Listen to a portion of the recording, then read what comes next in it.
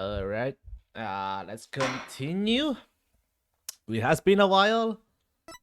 And the cosmic turnabout is the one. Episode 4 is time to do it, baby.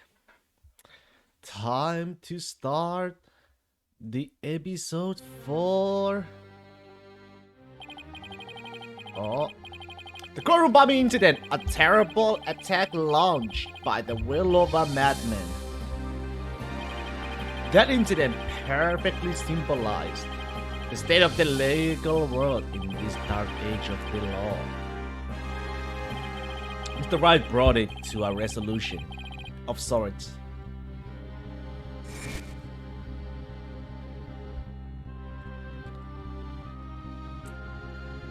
Mr. Bondman, Ted Turnade was discovered to be the one responsible for the bombing. If only it were that simple. Somehow I can't help but think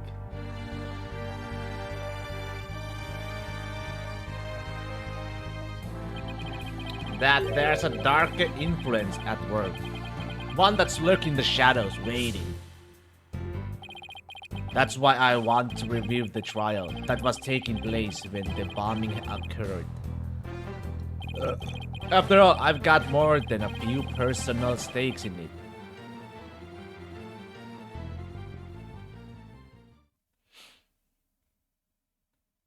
Episode 4, The Cosmic Turnabout. Let's go.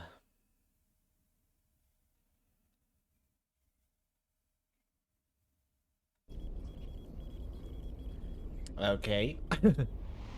Okay. Spaceship? 1 hour remaining until launch.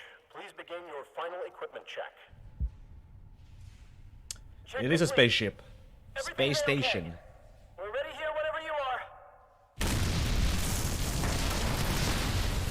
Well, Come in. that went well. Come in. Do you copy?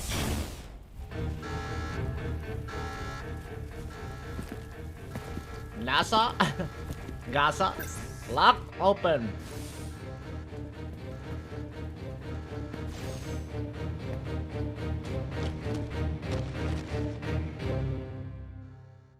Dead or alive?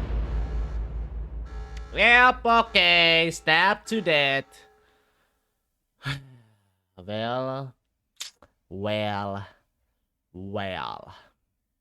Stab to death, huh? December 16th, 9/12. Time for another trial to begin. But this one is different. Apollo, huh? I'm sorry to bother you, but...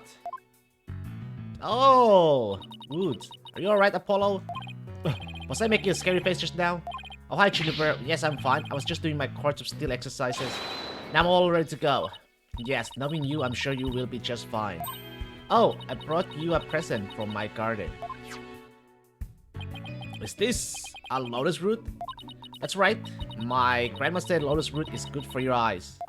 She even says that if you look through the holes, it can help you see into the future. It's for good luck. Maybe later you can cook it and... Thanks for this. I'm gonna have some right now. Oh my. Kinda tough though. You can eat it raw, but thank you for the enthusiastic try. Oops, if she didn't think me weird before, she will now. I gotta calm down. Apollo, I'm sorry for I'm late.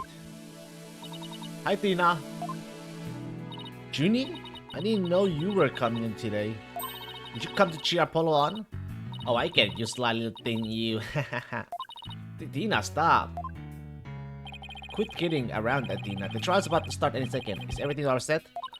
Oh, Apollo. Apollo, when will you ever figure it out? Figure out what?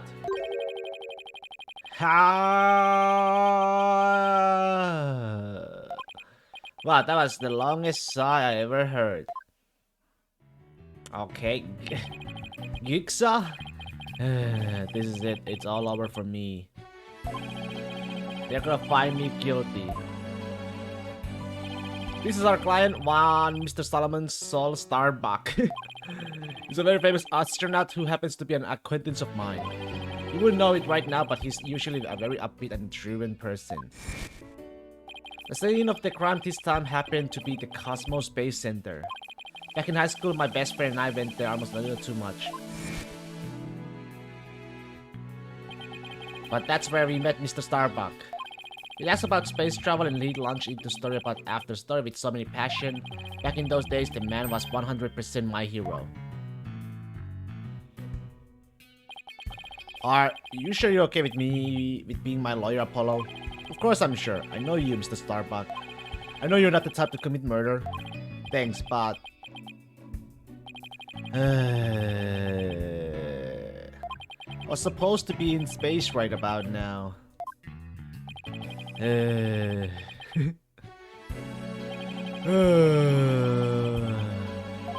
He's so depressed, it almost seems like an act. The launch getting called off must have been a huge shock. I'll probably never get the chance to go into space again. Don't say that, don't stop believing. Besides, you just have to go into space again. Yeah, I don't think I could face Clay in the afterlife if I just rotted away in a cell. Clay Terran, I can't believe he was murdered. I mean, he was such a promising astronaut under your command. Clay Terran 23... 33. Yeah, he was a good guy. Always there to pick me up when I was down. No one loved life as much as him. That's for sure. He was always so full of energy, telling me you're fine, Mr. Starbuck.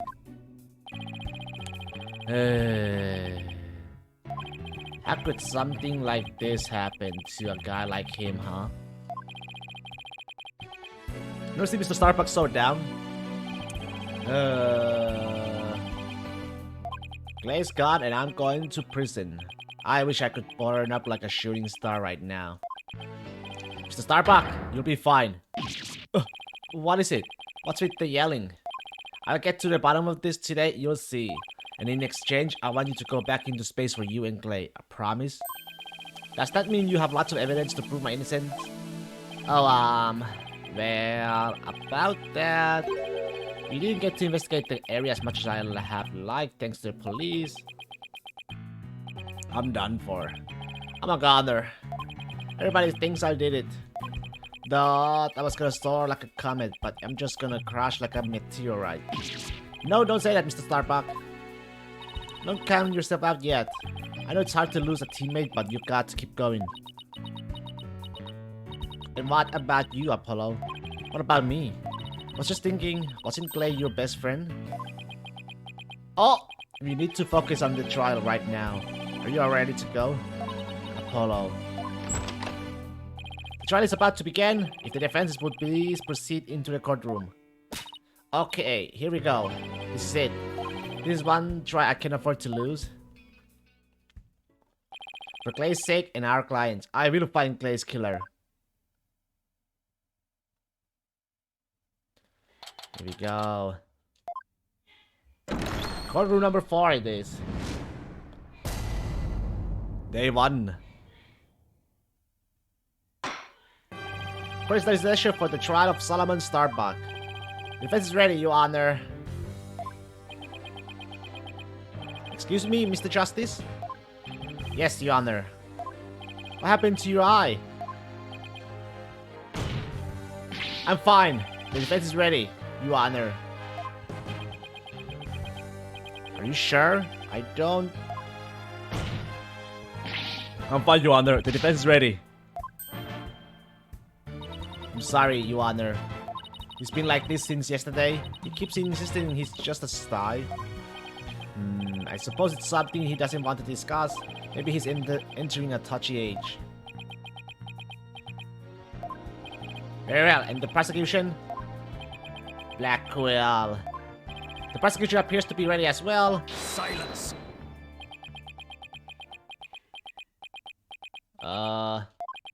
Not yet. I'm not quite ready yet.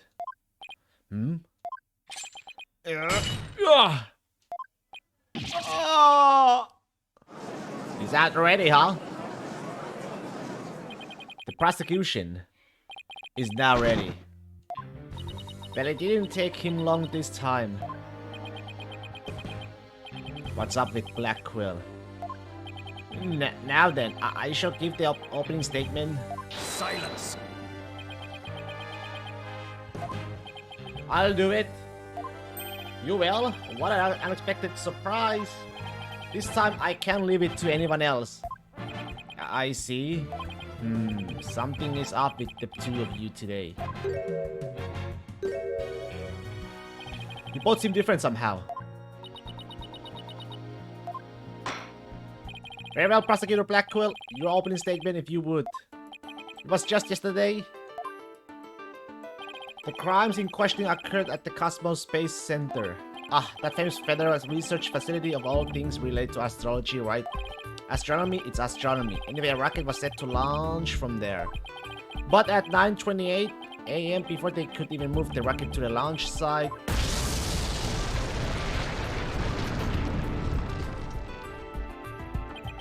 two explosive devices were detonated and the launch was cancelled. My word, 2 bombs? How dreadful. The defendant in today's trial is charged with both the bombing and with the murder. 1. Mr. Solomon Starbuck. For whatever inane reason he detonated a bomb on the rocket he himself would be in. Solomon Starbuck? I recognize that name. Isn't he the famous astronaut? Correct your baldness. Mr. Starbuck was the pilot of the Hat 1 rocket 7 years ago. As you may recall, despite some interstellar trouble, his mission was a success. Some say it was a miracle that he returned alive. I suppose you could say he's a living legend. I remember now, he's become something of an international celebrity, right? Okay, mankind's hope for the future. I've got to make it back alive. His heritage is different. They would turn that incident into a movie and everything. We got a real space pioneer in court today. Even heroes tumble from their lofty heights. Returning to the subject at hand. Yes, the victim was one Mr. Clay Terran, a subordinate of the defendant. Indeed, a loyal disciple brutally stabbed to death by his mentor. Stabbed to death, you say? You mean his death wasn't a result of the bombing? Correct, despite his lofty dreams, the victim was seen as an interloper by the defendant. And so he was sent not into space, but to a universe which we mortals cannot see. Clay. I think I heard enough. The case seems to really get cut at this point. However, there's one thing I'm curious about. That mailbox next to the witness stand. Oh my god! What purpose does it serve exactly? Since you asked so nicely, it's your coffin? Have mercy on me!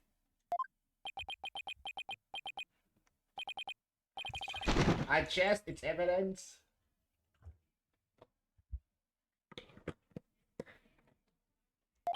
Due to its immense size, we have little choice but to lay it where it rests now. We shall get to the contents of the box in due time.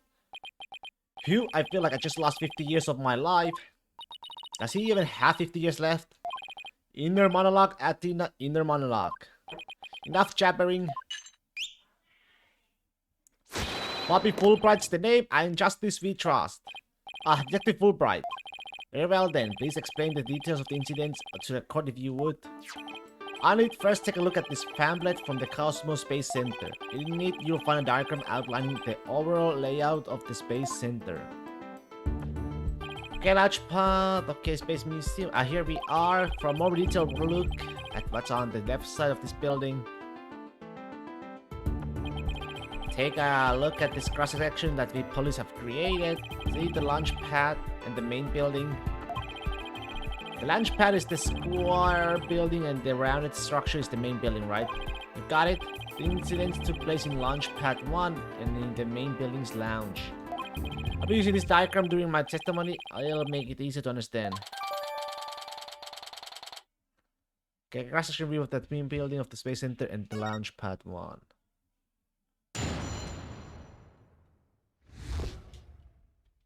Details of the case. Just before the rocket was set to a launch, 2 bombs went off. 2 bombs? Was it only 1 bomb? In there. One on the second floor of the Space Center main building and one in the launch pad reversed. Thankfully, only the 2 astronauts were in the launch pad per one at a time. 2 of them managed to make it back as far as the boarding lounge. But after they escaped, one of the 2 was found stabbed to death. A murder on top of a bombing. Detective Duty was already dead by the time you arrived at the lounge, correct? Yup, thinking he sabotaged the bombing, the defendant attacked and killed the victim. Just look at this tragic photo. Oh my, is that a knife in the victim's chest? Yes, Your Honor, it's the knife that cruelly ended this young man's dreams. Well.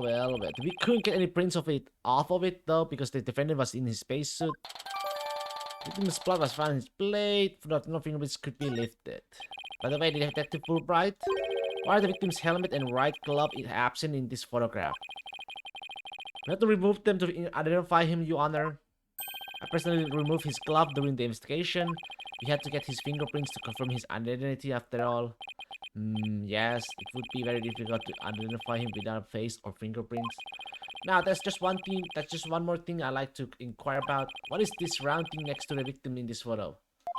Something so important to the victim, he took it with him as he escaped the launch pod. A capsule that apparently contains asteroid samples. While obviously valuable for research purposes, it has no relation to this case.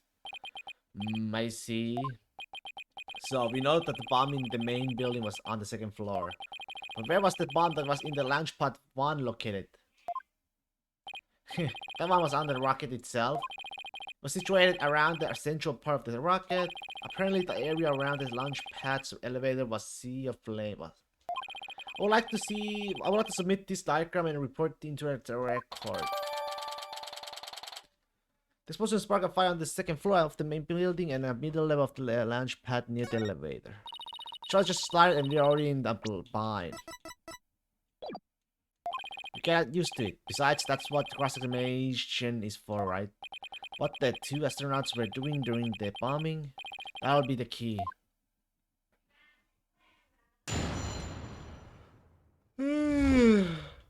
I'm feeling sleepy already. Hold it! How powerful were the explosions? Well, the one in the main building wasn't strong enough to bring the place down. But the room it went off was burned black. Thankfully, nobody was hurt. Due in large part, of course, to me stepping up to lead the evacuation. Wait, what were you doing there in the first place, Detective Fulbright? I'm Bobby Fulbright, hero of justice. I'll be there wherever and whenever people need my help. I go to the other side of the world or even the edge of the universe. I'm not sure he knows how far that actually is, but I guess I'll leave that one alone. Admirable decision, Justice Dono. Huh? What he decide? Anyway, should describe what it was like at the Space Center at the time. The bomb cut the power of the center bank of elevators and 3rd floor lounge. It was pitch black in there, I tell you. However, the security cameras and whatnot were running an emergency backup. How did the evacuation go? I immediately hurriedly whisked people out to the Space Center's basement shelter. The basement shelter? Yes, there's an emergency shelter beneath the Space Center. An emergency shelter, huh? Oh, here it is. It's at the bottom of the diagram. Shelter, lounge, okay. Space Center is pretty impressive to have its own shelter. Bombs went off despite the security. Police officers and Wright police who had been standing by gave the evacuation instructors. The power outage and evacuation seemed unrelated to the murder at this point. I guess I'll leave that aside for now. There are 2 explosions in total, correct? Yep, that's right.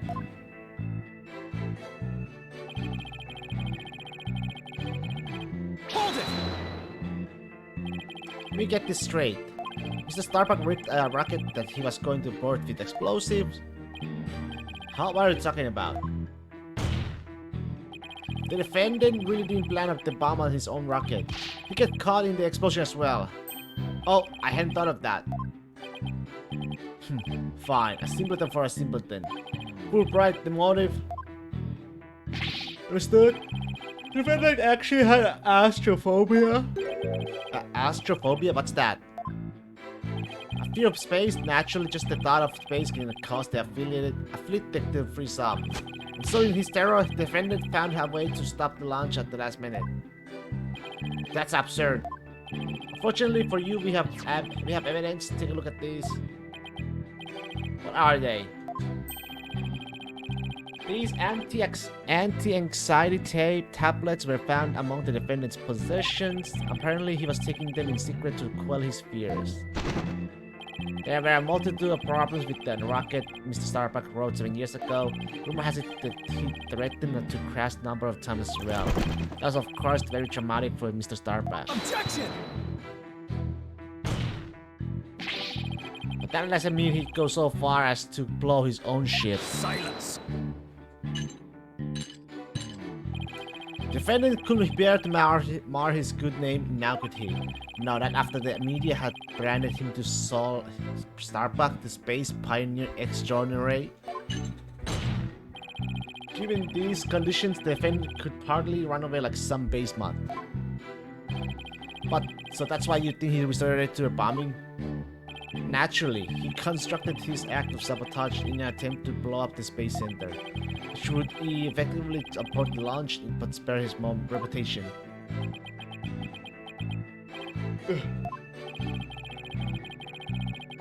Yeah, I'm sure you understand why we have to bring justice down to on this atrocious criminal.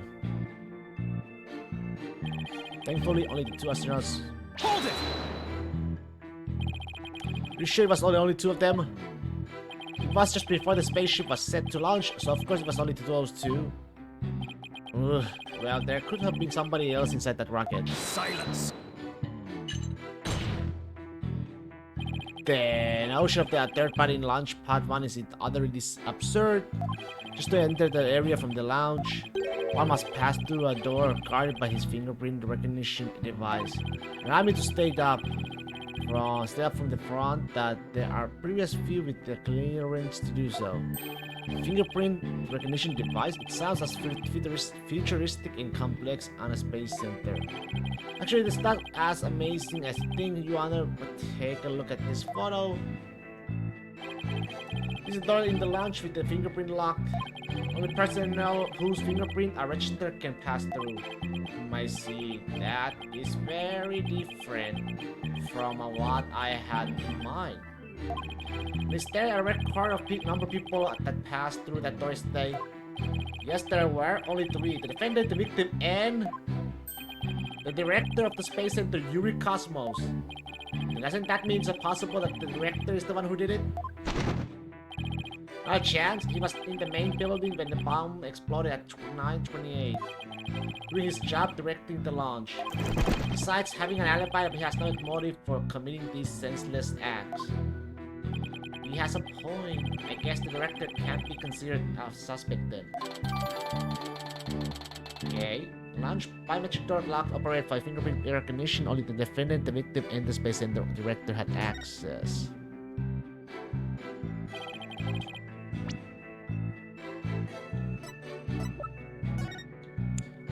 Okay, security company managed to use its record backup powers allow it to function even when the power goes out. Attempts to use brain recognition are also recorded via security camera.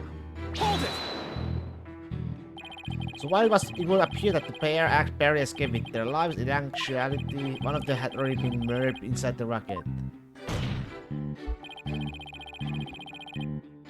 That's the angle the prosecution wants to push, correct?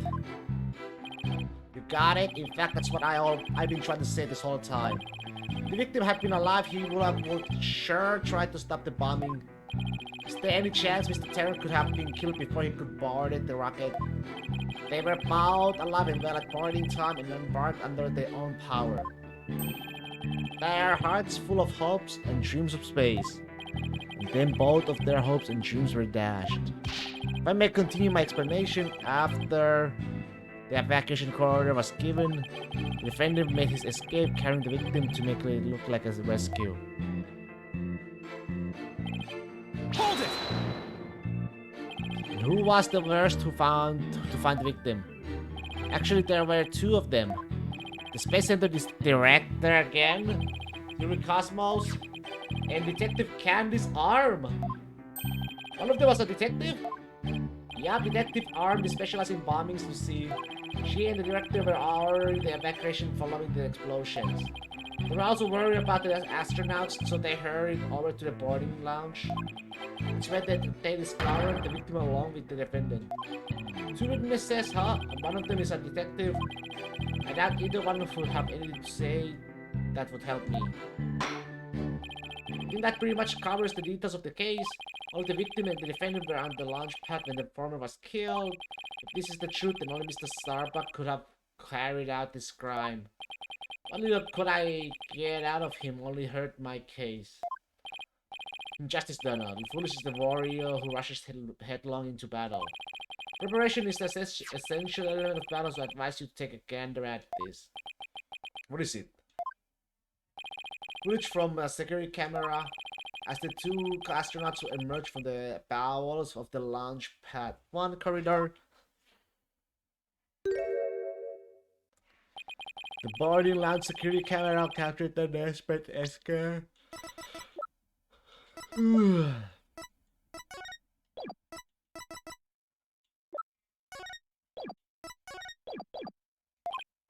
Now we'll direct your attention to what the defendant is shouldering. Which you can see is none other than the lifeless body of the victim. What? What?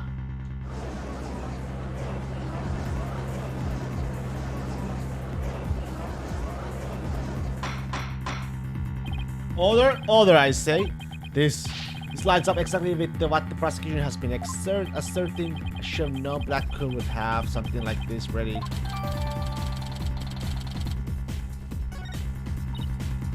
Paul. Okay. How exactly did they determine that Clay was already gone in that footage? Oh, I see what you mean. Whether Clay was still alive at that point is pretty crucial. You other, please take another look at the footage. Is it possible that Mr. Terra was still alive here and that Mr. Starbuck was helping him? Why, I believe you're right. One man carrying the other so safe to safety. What a beautiful expression of friendship. Silence. Perhaps that's what it looks like to a one-eyed, hard-haired, and a dotard. It only makes sense of the victim's dead body. I'm a bathroom break.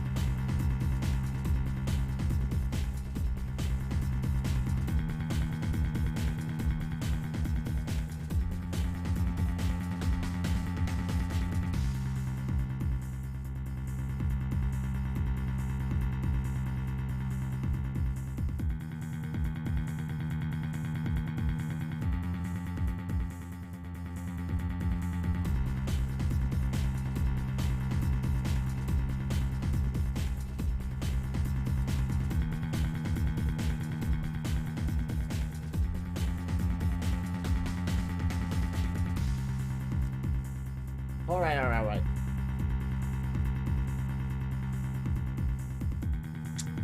What do you mean? Fulbright, explain it to Justice Dono. You got it? Ready, kid? If the murder had occurred in the lounge, someone could have spotted it. They were getting into the lounge after all, but doing it while they were alone in the spaceship, that's a horse of a different color. Objection! You can't deny that there's a possibility the murder could happen in the lounge. All the video shows is a man helping his fellow astronaut out. Silence. Your assertion is based on emotion. It's based on your belief that Mr. Starbuck would surely help his own disciple, but you have no logical explanation as to why the victim could be still alive. Ugh. Fortunately, Mr. Justice, the prosecution is right. Your argument is lacking in sound logic. It sounded so perfectly logical to me. Well, Mr. Justice, if you have no further objections, I believe it's time to bring this cross-examination to a close.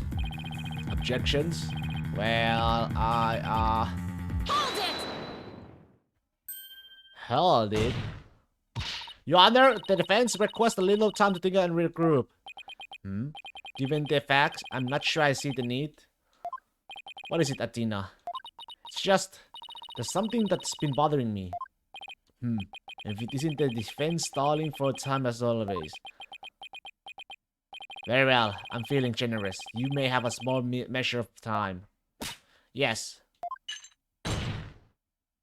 You have 5 seconds.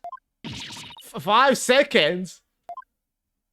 After that, I declare this cross-examination to be closed and a verdict to be rendered. Your partners, raise your camel high. It's time for a countdown. Oh. Ready? You have time. Spit it out, Athena. Only 3 more seconds. Look, I don't think the prosecution's explanation is very complete. Meaning there's something missing.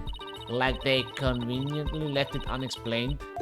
Something they didn't explain. Oh, you're right. I think I know what you're talking about. Your 5 seconds are up, Mr. Justice. Oh, so we got 50, right? All 5.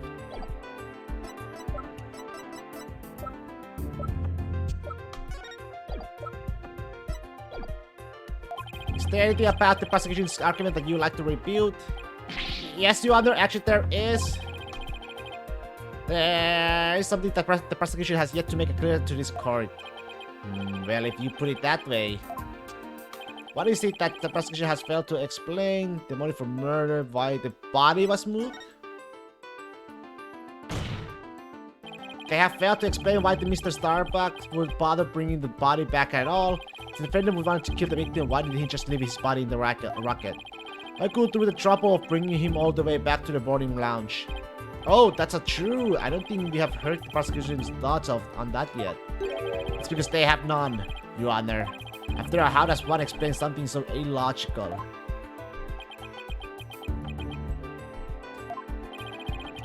The prosecution is claiming that the defendant moved the victim's dead body. I haven't actually...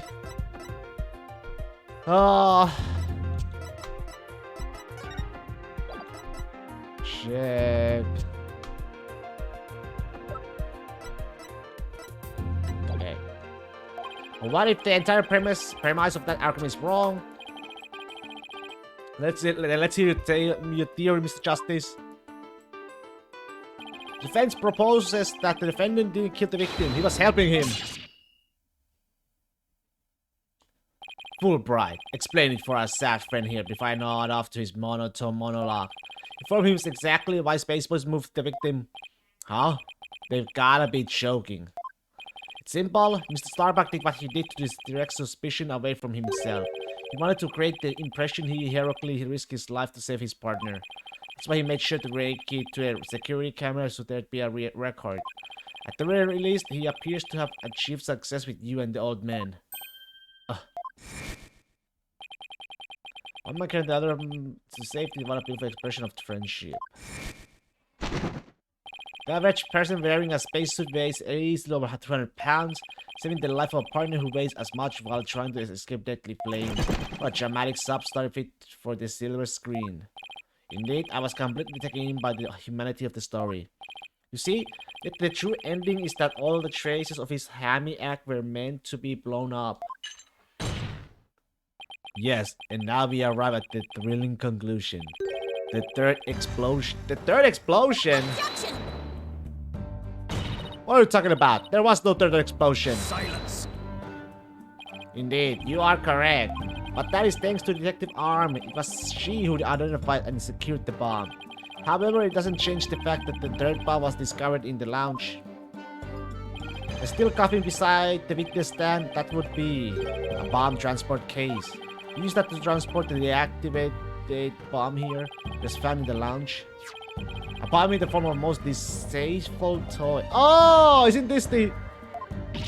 What? One on the second floor of the main building, one on the lounge pad, and one in the lounge. The defendant planned to set off 3 fireworks displays.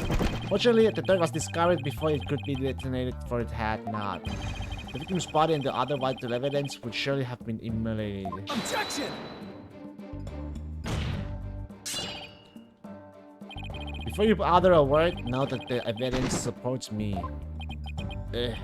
It's like he's reading my mind.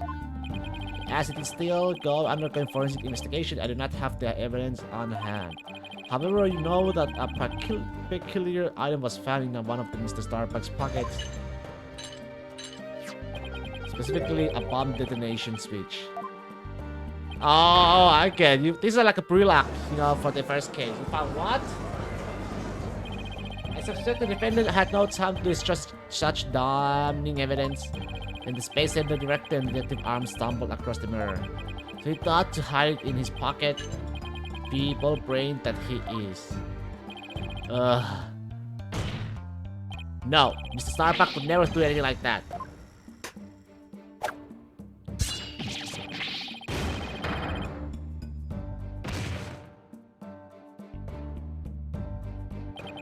Just do not open your eyes and see the truth.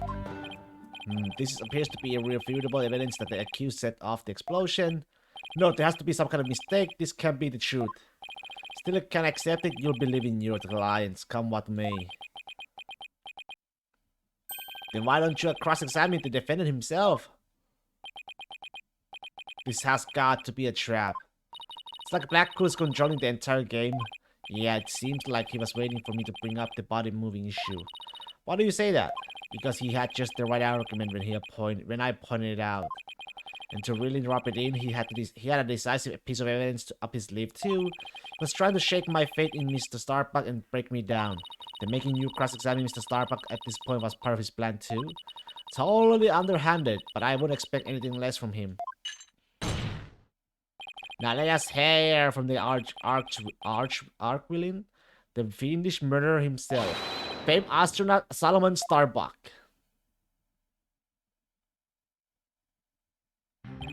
Witness, your name and occupation, please. Solomon Starbuck, astronaut. How did this happen? Mr. Starbuck, you aren't looking very well. Will you be able to give a testimony? No.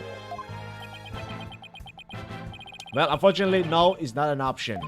You are being accused of the Space Center bombing and the murder of the Clay Terran. Please testify to these allegations. Mind if I take this suit off? It's getting really heavy. Silence. It's not the weight of the suit that you feel, but of your sins. Prepare to carry that weight for the rest of your life. Banish me to the moon. I don't care anymore. Wow, that was super negative. Is he going to be alright up there? He'll be fine, I think. As long as he doesn't totally give up and say he did it, that is.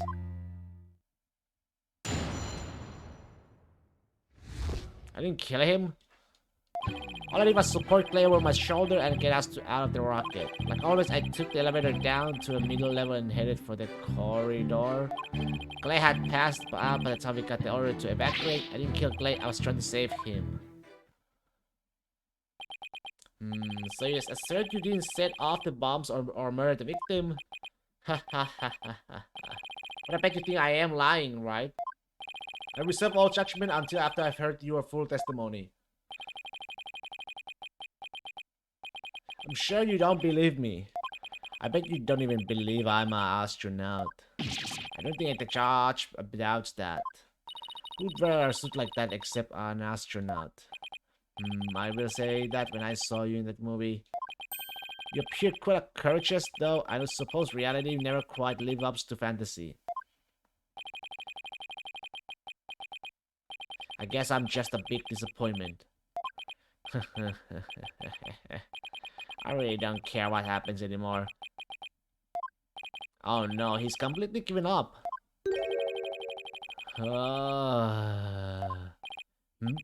What a depressing fellow. You want to join me in the clink? I imagine that annoying sighting of yours would rub off on the other inmates. A cow rubbed off on our prosecutor Black Cruz a second ago. Huh? That was Black Cruz sighting. Sighting? Mr. Starbuck's testimony contains a glaring contradiction. The question is, what does it mean? Even if Mr. Starbuck is my client, I can't be gun shy now. It's time to find out the truth. Okay, okay, okay.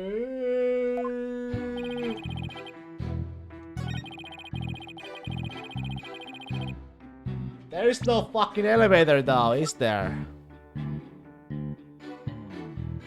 Near the elevator. Objection! Bloat. Mr. Starbuck, I need your testimony to be as accurate as possible. Was that been accurate? No, because it's impossible for you to have taken the elevator down to the middle level. What makes you say that, Mr. Justice?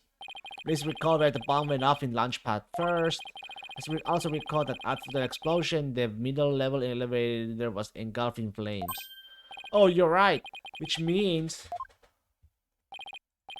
Exactly, the Launchpad's elevator should have been unusable. In other words, unusable. Mr. Starbuck, your statement is decidedly inconsistent with the facts. It's inconsistent. What's with the helmet? Mission command, you read me, come in please. Objection! This is a mission command. I urge you to pay attention. Stop this nonsense and answer my questions, Mr. Starbuck. Ugh, my helmet. My oxygen tank. Oxygen tank concentration and body temperature declining, requesting medical assistance.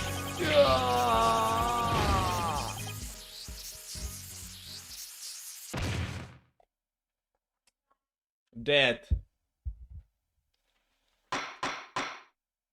Mr. Starbuck, we are not in space right now. Please stop pretending you have lost consciousness and stand back up. I apologize, Your Honor. I forgot I was still on Earth. I feel like we have all just got a real glimpse of Solomon Starbuck, the astronaut. He seemed more like an astronaut now than when he was doing all that sighing. Mr. Starbuck, could you please explain the inconsistency in your statement about how you used the middle level elevator? I was nervous and I said the wrong thing. I'm sorry. I actually took a different route, I think. Different route? I hope you are able to deliver a straight story this time. I'll get right this time, maybe. No, I mean probably. Probably. It's understandable you being nervous, but let me remind you, accuracy is paramount in court.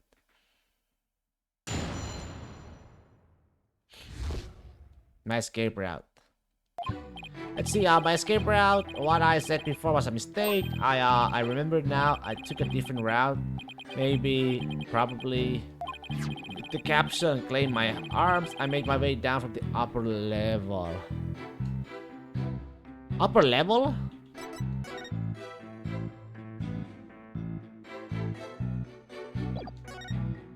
Wait a second.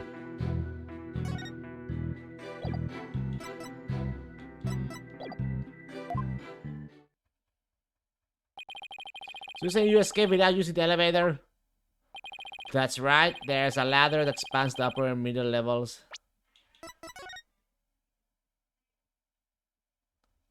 Upper level.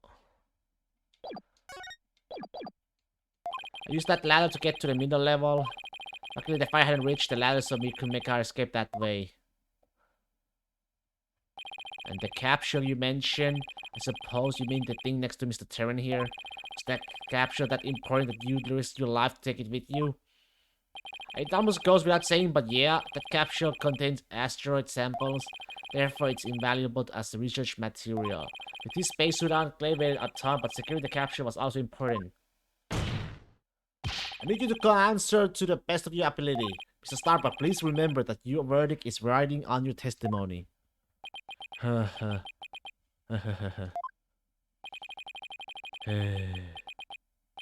Maybe I am guilty after all. I wonder if you can see the stars in prison. Bet it's more comfortable than a spaceship.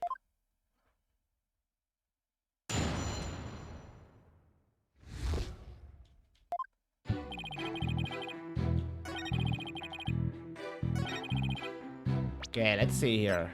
Objection! Mr. Starbuck, why don't you just tell the truth? The truth? Let's see. The earth is blue. No, that's not right. So, I guess the earth is in blue. Yeah, that's it. The truth, Mr. Starbuck. God, the oxygen concentration is super low in this area. Prepare the emergency oxygen tanks. Miss Justice, the witness appears confused. Please help throw out the truth from him. Mr. Starbuck, under circumstances at the time, you couldn't possibly have reached the boarding lounge with the upper level route. Via? Huh? Not as long as this was along the escape route.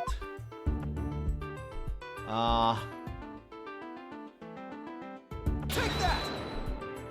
To get down from the upper level to middle level where the launch pad first corridor is, you would have to go down the ladder. Isn't that right, Mr. Starbuck? Of course, that was the only way we could escape. Objection! But how would that work? At the time, you were supporting Mr. Terran over your shoulder, were you not? And remember, he was in full space gear as well, putting him at over 200 pounds. Well, it's easy on the moon. Gravity is only 1/6 of what it is on Earth. Objection! But the space center is located on Earth. Short of being an octopus, climbing a ladder with an adult male in space gear in one arm, while carrying the capsule in your other is impossible, wouldn't you say? Oh, so Mr. Starbuck, how exactly did you climb down the ladder with your arms full? Mr. Starbuck, come clean and tell us the truth now. Engineer, where's that engineer? Oxygen leak detected due to a faulty maintenance. Oh. What the? He's trying to coop. Evacuate immediately.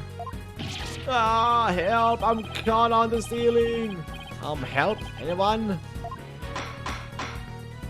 Bailiff, prepare the cherry picker. We must launch our rescue mission at once. But that's one way to take off while being questioned. I'd rather prove his innocence to he can go space again someday for real.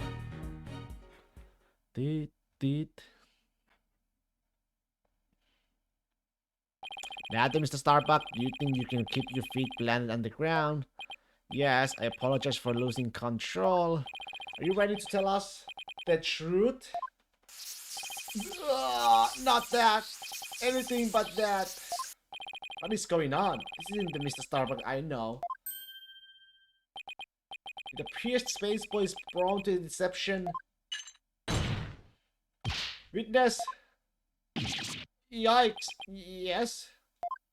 I thought your story odd, but perhaps the inconsistencies can be explained as the result of a medical side effect? Prosecutor Blackwell, please don't talk about that. What are you talking about, Prosecutor Blackwell? Did I already say that Space was ironically terrified of going into space? That's why he took some precautions just before the launch. For you see, traces of this anti-anxiety drug were found in his system. Oh, I sense things are about to nosedive. You got it all wrong. I told him during the investigation too. I don't know anything about any drugs. I never took any medication, I swear. It was found in his system, but he doesn't remember taking it. How could that be? Somebody must have slipped them to me. But I guess maybe that's why I don't remember, because of the side effects. Yeah, that's why I don't remember much about what really happened. What?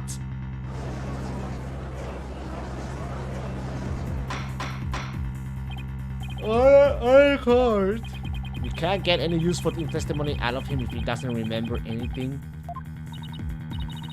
Well, this suddenly explains why his testimony kept changing. Why didn't he just tell me he couldn't remember? I guess he didn't want anybody to find out he was terrified of going to space. Maybe I really did do it. Which brings us to the answer of our original question. Of how the witness climbed down the ladder with the dead body. It does? So what is it? Dead man feels no pain and makes no complaints, Justice Dunno. So the body was simply chopped down from the top of the ladder. Oh my, see? and then the defendant could climb down with his free hand. Objection! Drop the body down. Who would do such a disrespectful thing? Besides, dropping the body down would leave marks on the body itself. So you are capable of quick thinking. Yes, you are correct. Really? Oh, thanks. Oh. Huh? What's this? It's the oxygen tank from the victim's spacesuit. It's ruptured, and I'm sure you can figure it out why. You can't be implying it ruptured when the defendant dropped the victim's body. I am for the faction easily been struck. Objection! So even if that's true, the tank's explosion and sharpnel would leave its mark on the body. Yet according to the autopsy report, only the knife wound was found on the victim's body. You're clearly grasping at straw with this line of reasoning. Silence! A spaceship isn't heavy for the sake of being heavy, Justice Dono. It includes the latest technological devices and it is made of the fabric of tomorrow. This fabric is made to protect astronauts from the dangers of space. So falling a few Earth yards would hardly leave a mark on the wearer. Objection! Then should it be impossible to stab someone through it as well?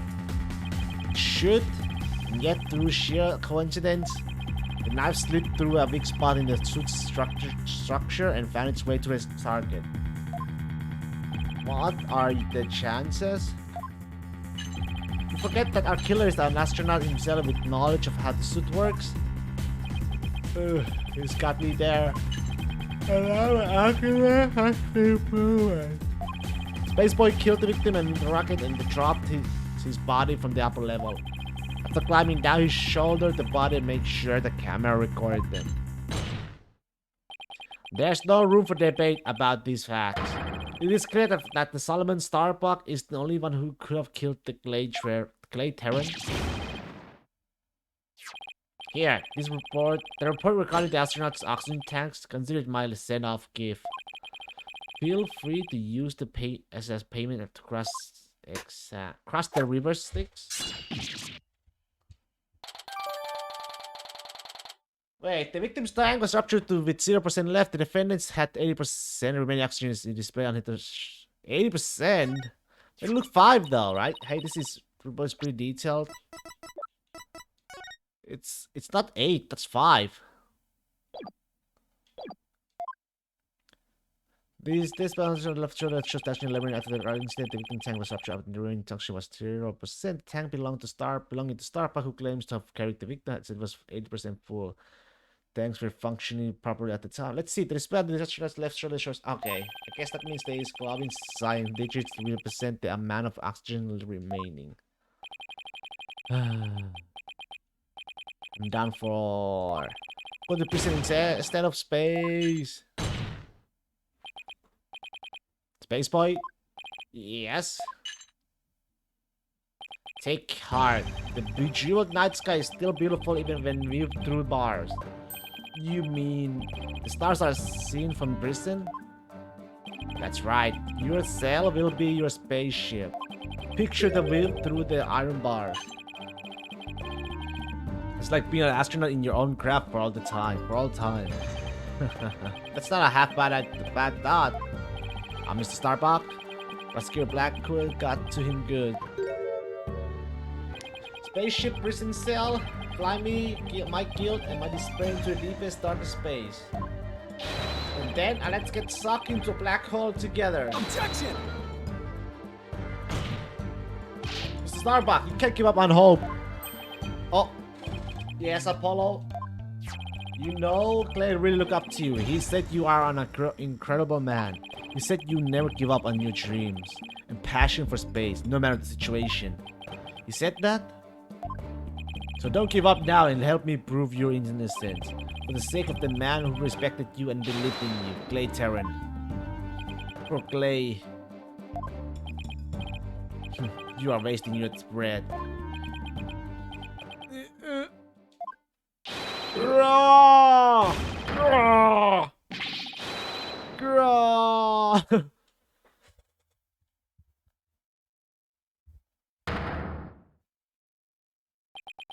Oh my god, I mean, Apollo, thank you. I can see things clearly now. Mr. Starbuck. I'm fine now. Thanks for reminding me of my life's mission. Right. Well, we'll both be fine. I'll prove you're innocent. You'll see. And after that, we'll get you back into space. You have ignited the booster rockets of my soul. I'm on fire. I'm Solomon Starbuck, astronaut, our cosmic heroes chosen by the universe itself. There's no time to be whimpering and crying. I can't let you lay down. Balderdash. The sun, the moon, all of the space is calling me Solomon Sol Starbuck. Ready for launch? Begin the countdown. 5, 4, 3, 2, 1. Lift off!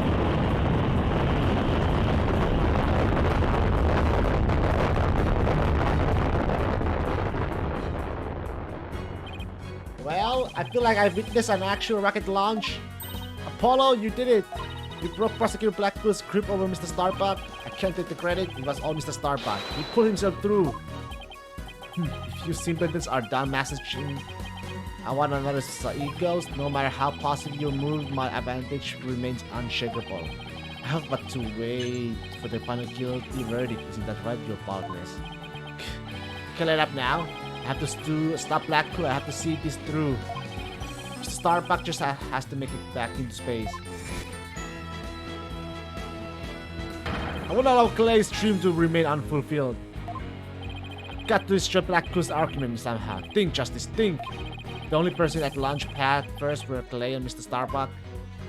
One, and if Clay was already dead by the time this footage was taken, then the only person who could have killed him is Mr. Starbuck. So the only way to counter Blackpool's argument is if I can prove that Clay was still alive when they arrived at the boarding lounge. In which case I should be able to find some contradiction in the evidence itself. Now let's see. About this data we just received. It supposedly proves that Mr. Starbuck dropped Clay's body in launch pad 1. But if I'm going to prove that false, then there must be something else I can use here. Enough of these 4 hours, you baldness. Let's have your verdict. Objection! Prosecutor Blackpool, you seem to be in quite a hurry to rush the verdict. What about this oxygen tank data you submitted just now? It says that Mr. Starbuck's tank had 80% remaining while Mr. Terrence had 0. Do you stand by the accuracy of this report? Of course. Then I guess it simply means that it's faulty as evidence goes. You will explain what you mean, Justice Dono. It's simple. This evidence contradicts the facts of this case. You look at the detailed description and you'll see what I mean. I hope you have some evidence, Mr. Justice, because I don't see what's so contradictory. Yes, Your Honor, here right away. This is the evidence that the oxygen tank report stands in contradiction to... Take that! And how does this evidence present a contradiction? The problem is this part here. Take that! Now, note the remaining launchers in Mr. Starbuck's tank as he carries Mr. Steren. It appears to say 50. Yes, but according to the data, our client's tank had 80% remaining. The oxygen in the tank increased. I see you find this as strange as I do. It's bad enough that there's a contradiction, but the increase in oxygen is beyond illogical. Oh my, you're absolutely right. What is going on here? Silence! I too find it odd that oxygen remaining has increased.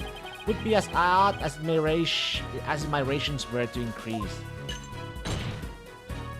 But what does that prove? It doesn't change the fact that it is the defendant carrying the victim's code. Objection! I'm going to expect you don't get any more rations because you don't abide by the rules. Either way, the oxygen remaining shouldn't increase just as your rations don't increase. Therefore, this new information is critical. We can't overlook it. Silence! In that case, do you have an answer to this riddle of the mysteriously increasing oxygen? You better not disappoint or I'll declare the inconsistency as mere equipment malfunction. Prosecutor Blackpool has a point. I suppose it could be a simple malfunction. Mr. Justice, if you cannot provide an adequate counter-argument to this point, I'm afraid I must bring this trial to an end. So do you think you can explain why the remaining oxygen level increased? Of course I can. The thing to do at that time like this is turn my thinking around. Starbuck has no memory of it, but he claims to have carried clay. But this man with the 50 on his tank out of Mr. Starbuck, anything the display on his oxygen tank should have shown on 80. This is clearly a contradiction between the report and the security footage. So what I should be asking is not why did the oxygen level increase, but what had to have happened to make it look like it increased? Am I making some kind of mistake in my base assumption here? Well, Mr. Justice, we are waiting. Yes, Your Honor. I'm ready to answer. This is why the remaining oxygen level appears to have increased. The other way, it was carrying the pen, thanks for damage. What if it was the other way around? The other way around, would you care to explain, Mr. Justice? As you can see, Your Honor, both men had their helmets on in this footage.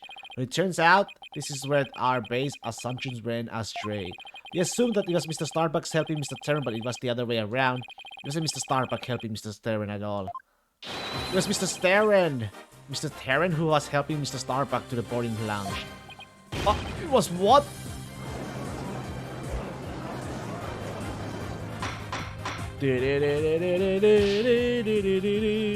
Order, Mr. Justice! You mean to tell me that the person on the right in this image is the victim, Clay Terran? That's right. It's the only way to riddle of the increasing oxygen level and can be solved, Your Honor. At this point in time, the remaining oxygen in the victim's tank was at 50%, and when the victim was found in the boarding lounge, his tank was at 0%. That's right, there's nothing contradictory about the oxygen level decreasing. This means Mr. Terran was alive as they made their escape onto the lounge. Silence. How short your memory is. Have you forgotten what you yourself proposed? If the victim was alive at this point in time, how did he descend the ladder with his arms full? Objection! Prosecutor Blackwell, you can't hurt me with a broken blade. Excuse me? It's true that we don't know how they got down the ladder. Suppose that matter needs further investigating, but we have proven that Mr. Terran was alive and he will reach the boarding lounge. This fact alone shatters your claims and opens up the possibility that the victim could have been killed by a third party. There were two people who claimed to be the first on the scene, but can we truly trust their statements? Let's see, the two people were Detective Candice Arm and Yuri Cosmos, right? You think that one of them might have given a false statement to the police? Yes, it's certainly possible. We might have to do a little more digging. Seems we'll have to hear the testimony of these first two people on the scene. Score. Come to think of it, Detective Arm should be here in the court right now. Bailey, could you please show Detective Arm to the stand? Hold it. Oh yeah, I was right. I have an announcement, everyone. What's the meaning of this? We're in the middle of the trial here.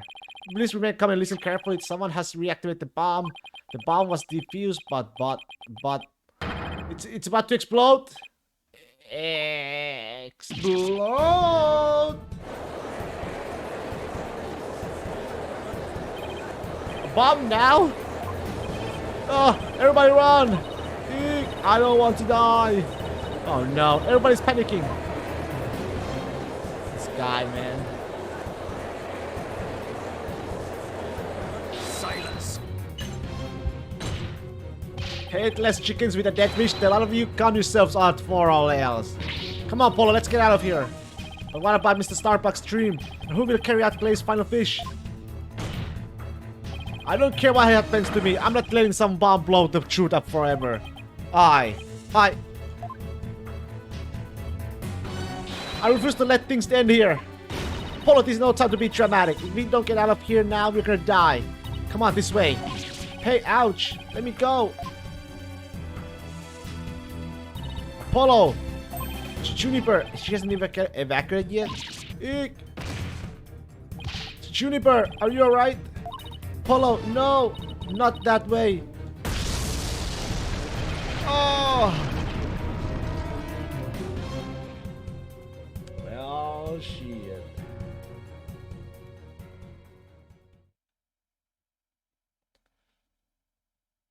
To be continued. So that's what happened.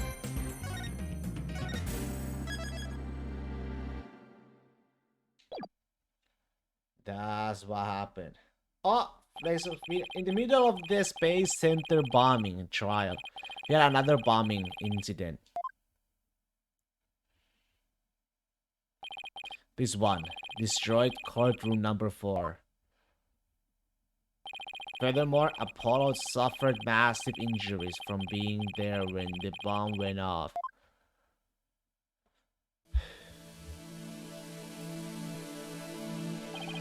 Unfortunately, Juniper Fruits was fingered as the courtroom bomber.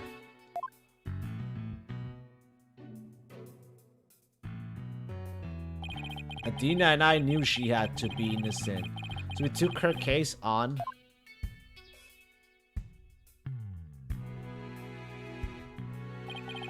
We managed to clear Miss Root's name.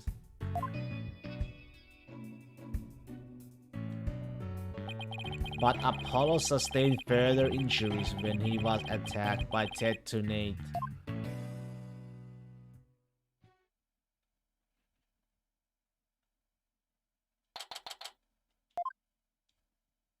Apollo is a tough guy, but this is taking its toll on him. Okay, so we got his proofs.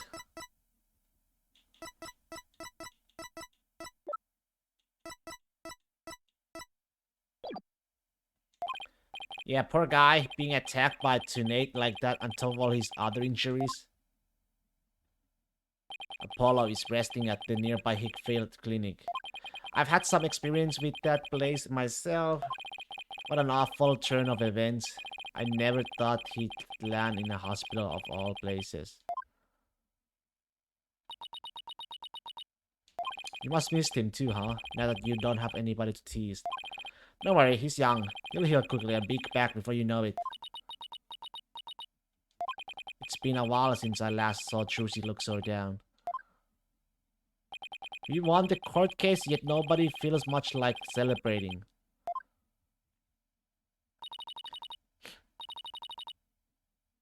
Alright, enough of these people.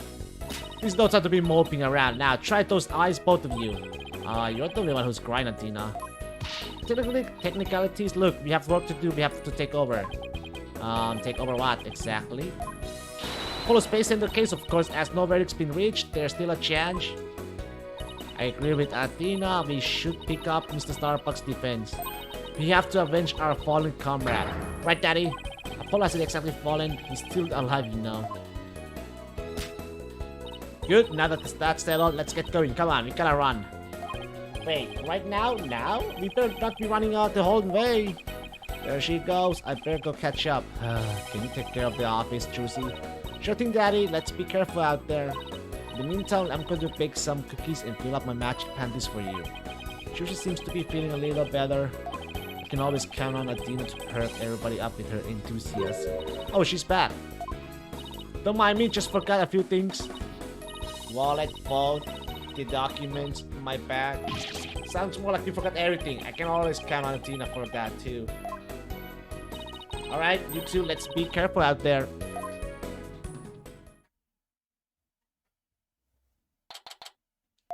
So our client is one Solomon Starbuck. He's so famous, even I have heard of him.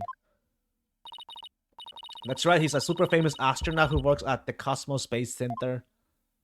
He was actually up in outer space 7 years ago. You seem to know quite a bit about him. Now I'm all excited to meet the man.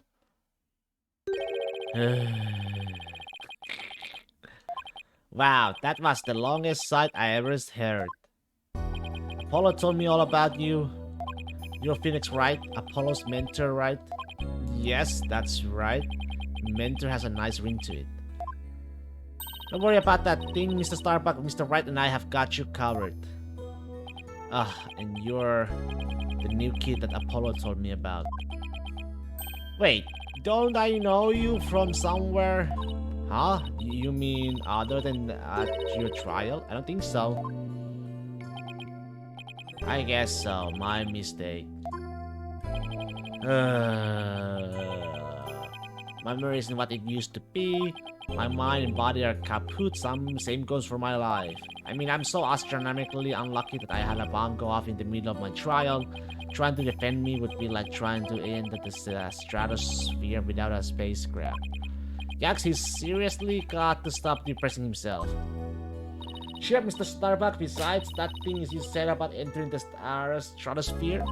That just means we shine like shooting stars, right? Like shooting stars, huh? You know, you're right. Why didn't I think of that? After all, that's what we were all put on this earth to do, right? To shine like stars. Guess I shouldn't mention the fact that shooting stars burn out in a flash. Oh yeah, here we go. 3, 2, 1. To the stratosphere and beyond! Yeah, I feel alive. Now you can go ahead and ask me anything you want. Is that really all it takes? The case? So you have no memory of at all of the incident?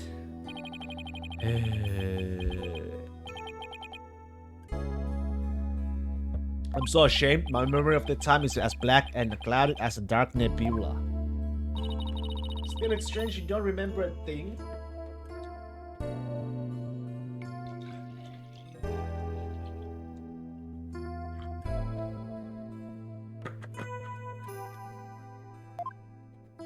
Are you sure you didn't take one of those anti-anxiety pills like they said at the trial?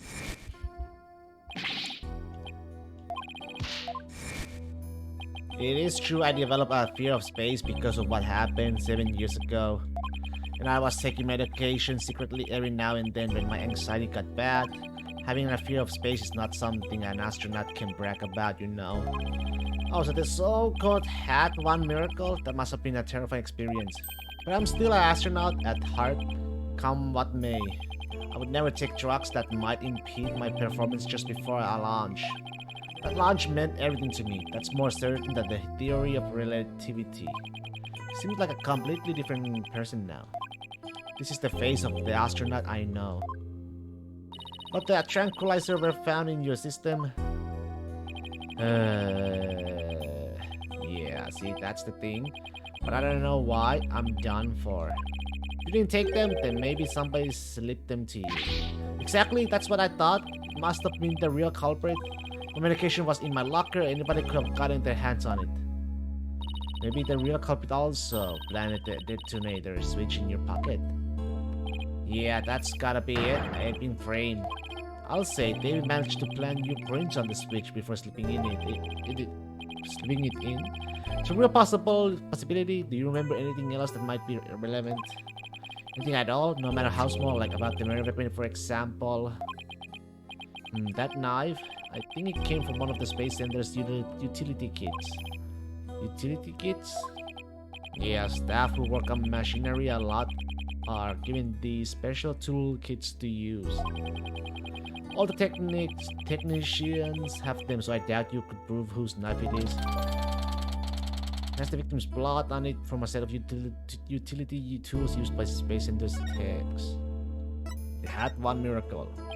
As I recall, your last trip into space was 7 years ago, right? That's right, it was a pretty rough experience. During that mission, we had all kinds of problems with the craft. Really, what kind of problems? Power failure, oxygen leakage, busted radial, cracked radar, loose control column. The heat shield came off as we were entering the atmosphere. I thought I was goner, but I managed to make it somehow with the popsicle and ice packs from the freezer. No wonder they dubbed it the Hat One miracle. It's a miracle you made it back. Space is a boundless place. That's why it continues to capture people's imaginations. But the vastness of space shows us how insignificant we are in the scheme of things. The darkness just goes on and on forever, never and ever, without end. There was nobody else there. Nobody was gonna come save me. I was all alone. All alone, with nothing to listen to but the sound of my own breathing and heartbeat. I kept scrambling to make repairs, but I couldn't keep my hands from shaking. An experience like that would make anybody afraid to go up into space. The outer space. With the experience you had, weren't you dreading this mission? What? No way, of course not. Even now I wanna go up into space so bad I can barely stand it. I wanna shake off the Earth's gravity at escape velocity and spin around weightless. But you have to admit it was pretty harrowing, weren't you even a tiny bit afraid? I was afraid. Of course I was. Still am. But space is man's final frontier and an unknown world. The cosmic truth is out there waiting for us to somewhere. The cosmic truth, huh? I guess there are people looking for the truth in every walk of life. No matter how afraid I am, I'm sure I can manage. If I give it to my fear, I'll never find the truth. As long as I don't give up, I can keep up the fight. One thing's for sure, Mr. Starbuck's passion for space is undeniably the real deal. The victim, Clay Terran, he was kind of like your protege, wasn't he? It wasn't a big exaggerated deal like master and apprentice or anything like that, but Clay did think of me as his mentor. The mentor and the protege. What a combination they must have been. With his encouragement, I knew I could get over my fear and go back into space. But now, Clay must have been very encouraging, huh? Yeah, it's funny really, whenever I'd hear him shout, "You're fine." I always got the feeling everything really was gonna be just fine. You're fine? Apollo says I'm fine and you're fine all the time, too. And I always feel encouraged too whenever I hear him shout it. Yeah, Clay and Apollo were best buds. They used to come visit the Space Center a lot ever since they were high school kids. One day, out of the blue, Clay even told me he wanted to be my protege. Those two hang around the Space Center so much they were like a part of the staff. One time during zero-G training, I started to panic a little bit, and the two of them took turns shouting, "You're fine," over the radio. It's a simple thing, but it was exactly what I needed to hear. So I'm fine and you're fine were like Apollo and Clay's secret phrases, huh? I wish I could ask Apollo more about Clay and their relationship now. Speaking of Clay, how do you suppose he climbed down the ladder with you over his shoulder? Sorry, but I can't even begin to imagine. He actually did climb down that ladder, so a way has to exist. From the freedom of space to the walls of a cell. But that prosecutor said the dark night sky isn't half bad through the barred windows. You're fine, Solomon. Sol Starbuck is fine. Everything is going to be alright. Huh? And Athena Sykes is fine. Come on, Mr. Wright, you too. Do I really have to say it? Do I really have to? Phoenix Wright is fine. I can't hear you. Phoenix Wright is fine. We'll get you back into space yet, Mr. Starbuck. Believe in your own innocence and have faith in us. Apollo believed in you wholeheartedly, and that's good enough for me. I believe in you too. Thank you. Thank you, both of you. I'll put my faith in you. And I vow to make it back into space. All I need first is a not guilty verdict. It sure feels nice to reassure ourselves every now and then that we're all fine. Okay, Mr. Wright? Let's get our investigation of the Space Center started pronto. Good idea, let's go. Where should I go? The entrance. Well, I was wondering what kind of place this Space Center would be. Almost looks like an amusement park of the future. Yeah, did you know they even let the public see their rockets up close? Oh, so check it out. Look how brightly the Gyaxa logo shines in the sunlight above the entranceway. I really dig the stars and rocket motif it's got going. Gyaxa, huh? It's not the new name of the Federal Space R&D program. Yeah, but why the strange acronym? I mean, what is GIA supposed to stand for? Galaxy? If that were it, then the whole thing would be something like Galaxy Exploration Agency. Which, if you ask me, I have related to Gaxa or even Gaia? Gaia? I guess so. Gaxa. Yeah. I know, I mean the person who came up with the name just really likes the letter Y. This exchange is beginning to feel utterly like deja vu. Anyway, this place is more than just a research facility, it's also a tourist attraction. Tourist attraction? Don't make me laugh. It's a monument to the human race. Galactic scooter, full speed ahead. What the? Hello? Yikes, who's this geezer and what's he want? Look upon me and look well. Behold the great power of space science. Pardon me, but you are... My glorious name is Yuri Cosmos. I am the director of the Cosmos Space Center, the center of the cosmos. Boss, that was pretty girl-inducing. This person is the Space Center's director, then that means... Aha, so you were one of the first to discover the glazed body, weren't you? Yuri Cosmos.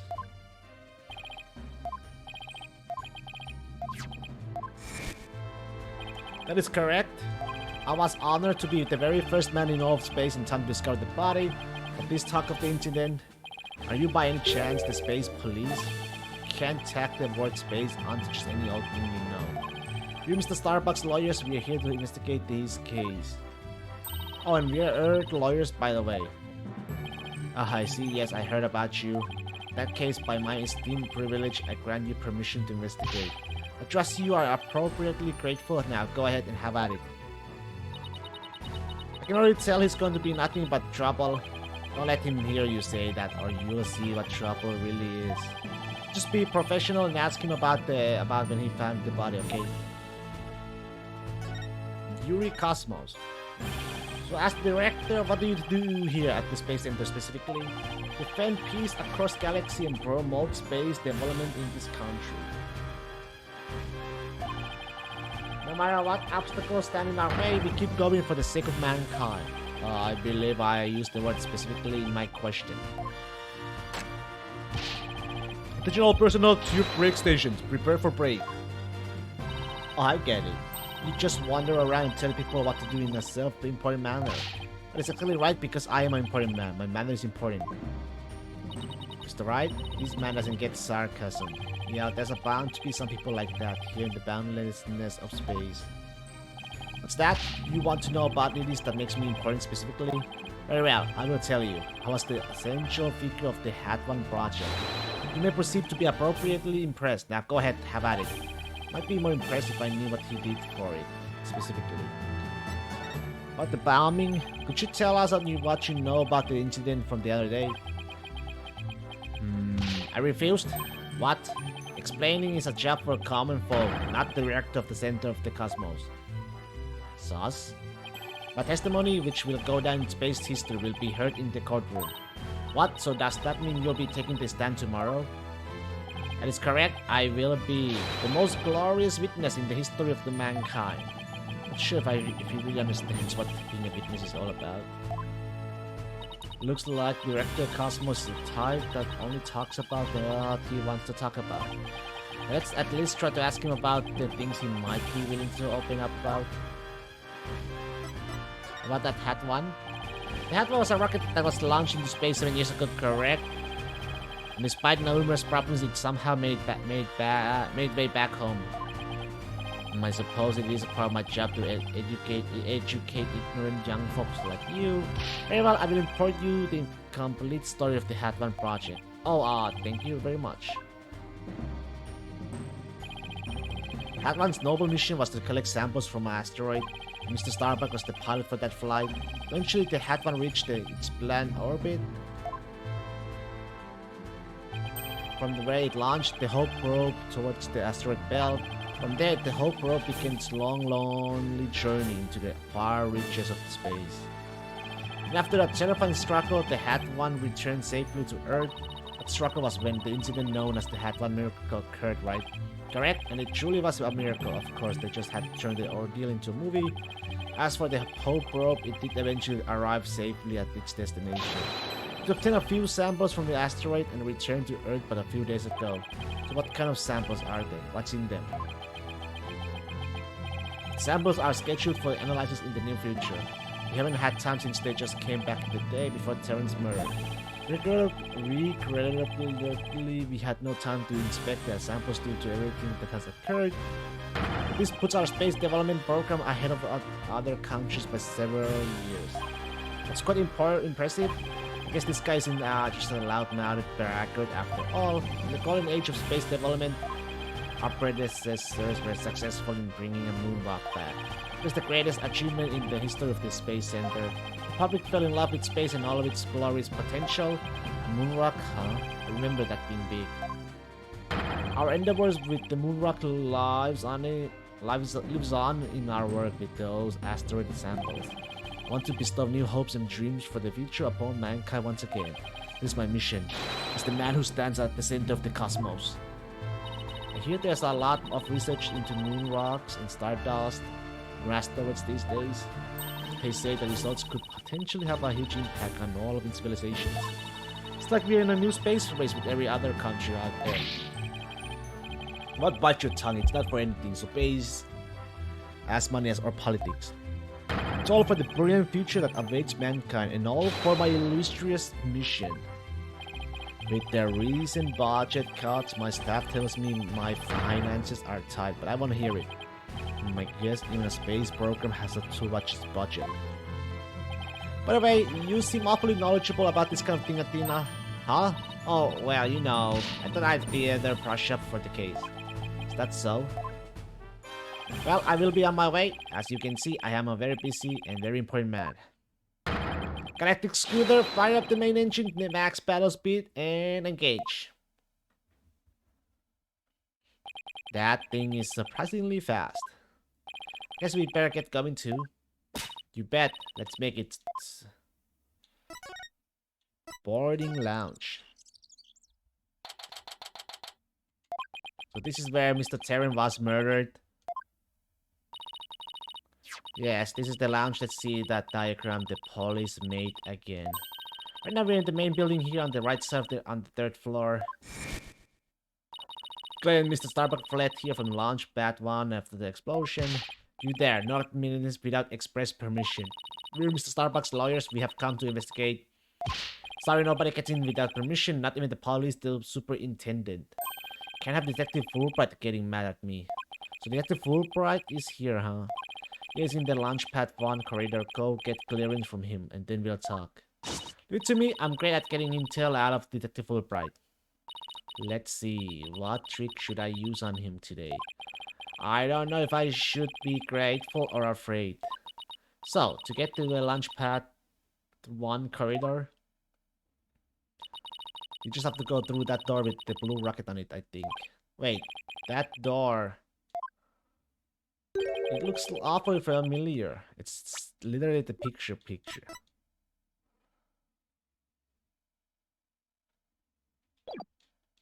Good eye there, boss. This is the door that Clay and Mr. Starbuck used during their escape from the launch pad. That explains it. The fingerprint system has been deactivated, so I think we can just pass through. Now, come on, let's go. Launchpad 1 corridor. So this is it, huh? This is the corridor that the two of them used in their escape. Yep, this is the only thing connecting Launchpad 1 with the main building. See police tape down at the other end. Guess we won't be looking at the launch pad. After the explosion, this whole corridor must have been filled with smoke. And the launch pad itself was probably a sea of flames. Must have been pretty scary for them. Now, where could Detective Fulbright be? Hey, I think that's him over there. What should I do? Which pad is the pad of justice? Seems to be lost. That's funny. This is corridor is a straight shot. Huh? Ah, it's you lawyer people. Welcome to the Space Center. Enjoying a relaxing day off, are you? Here, for a little rocket sightseeing. You here to investigate the scene same as you? Do you have any info to share? Boss, if he acts at all reluctant to give us information, you hit him with the whatever shall we do act, I'm sure he'll fall for it. Got it? You trying to catch the unruly family dog here or something? Info on the case, huh? Alright, I'll gladly share some with you. Huh? What just happened? Detectives and lawyers seeking truth and justice side by side. I like it. Just take whatever you want from me, you info bandits. I'm in a generous mood today. I don't know. There's something rare about Detective Wright today. Well, we need information, so let's run for it. You say so. The crime scene? Detective Wright, could you give us permission to investigate the crime scene? There's an officer on guard and we can't get in, or whatever shall we do?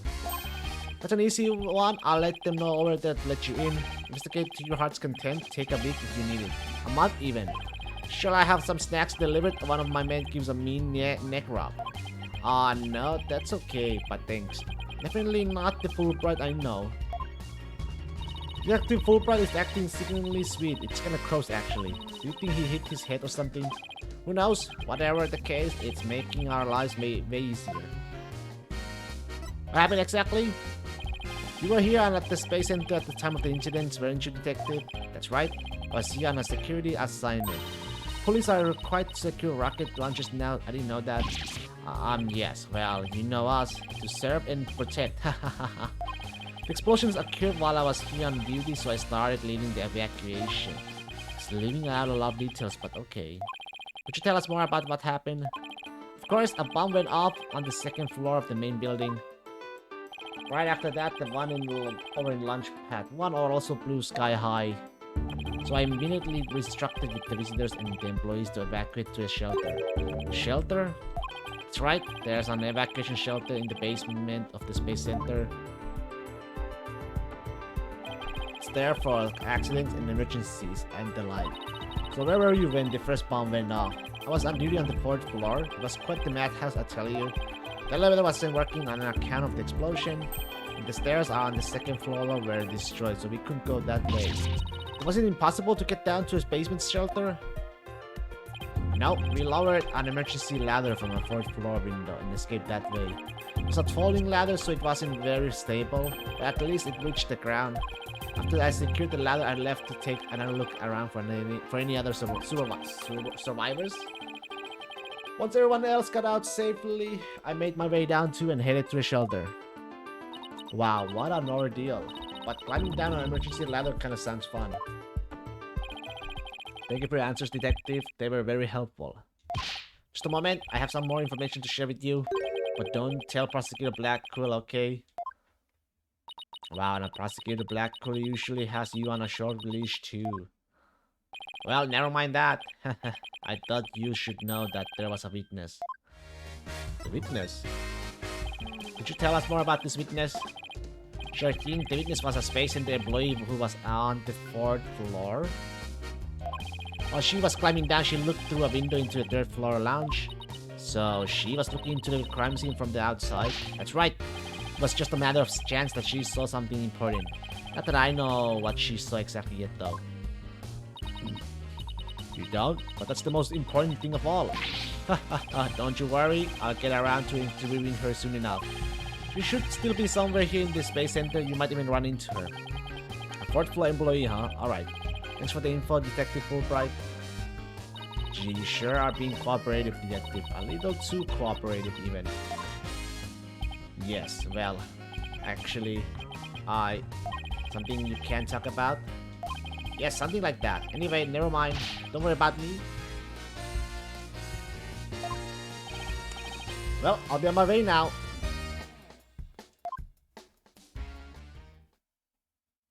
What was that all about?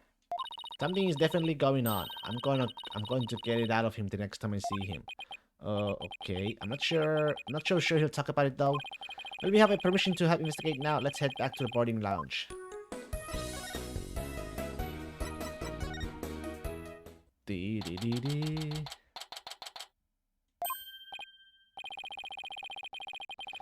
too. Detective Fulbright has granted you permission to investigate. He also said I should bring you some snacks or give you a neck wrap too if you like. That's alright. But thank you for the offer. Got time to roll up our sleeves and start investigating. Now let's see. Where's the diagram again? So this latch is on the third floor of the main building. According to Apollo, this is where he believes a third party killed his friend. Well, let's stop the recap and start looking for the trace of this third person then. You read my mind, Athena. We'll make that our first priority. Just one more problem though, this room. It's just so big. Don't worry, we can use this to help us. A Space Center pamphlet for tourists? Yep, picked it up at the entrance. The map inside should come in handy. Let's see. Yep, here it is. Map of the lounge. This is the door we went through to talk to Detective Fulbright. Oh yeah, that's the door with the fingerprint recognition lock. Well, I guess this map will make the things a little easier. Okay. Very nice. Yeah, no more excuses. Let's track down the third person. Wait, there's just one more thing. What's that strange creature moving around outside the window? Oh, boss, it's just a holographic image. Oh yeah? I knew that. Phew, that's a relief. There should be a button somewhere in this room to turn the image on and off. That's what it says in the pamphlet anyway. The only reason you're so eager to start is so that you can push that button, isn't it? What's wrong with that?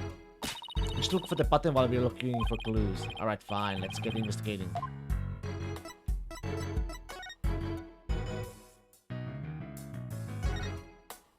So this is where they discovered the clay. Yeah, he was already dead when they found him. Let's take a look at the photo. So he was stretched out like this and... Huh? What's that thing on? Looks like a thermos. That's the thing that Professor Black could mention when I was in Corbett Apollo. He said that it contains asteroid samples. Alright, Director Cosmos mentioned something about that too, didn't he?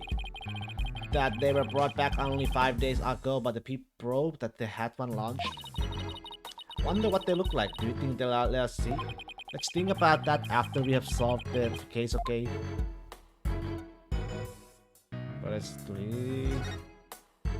No matter how I look at it, all I can think of is torture device, but I guess it's a training device for getting used to zero gravity. Uh-oh, Athena has an odd glint in her eye. Is she thinking about trying that thing out? I should try to stop her, but I'm afraid she'll just outmuscle me. Hey, Mr. Wright, look at that up there. Look at that up there. Hey, some kind of fragment? It's stuck in tight. So that's what the glint was all about. That color looks familiar. I think it's part of an oxygen tank. I think you're right, but if that's here, means Clay's tank ruptured after they arrived at the boarding lounge. So basically, Black Quiz theory about that Mr. Starbucks dropped Clay down the ladder must have been wrong. Must be wrong. This proves that both of the astronauts were alive and they reached the boarding lounge. So Apollo was right. The scene of the murder was in the launch pad. Way to go, Apollo. Way to go, Apollo.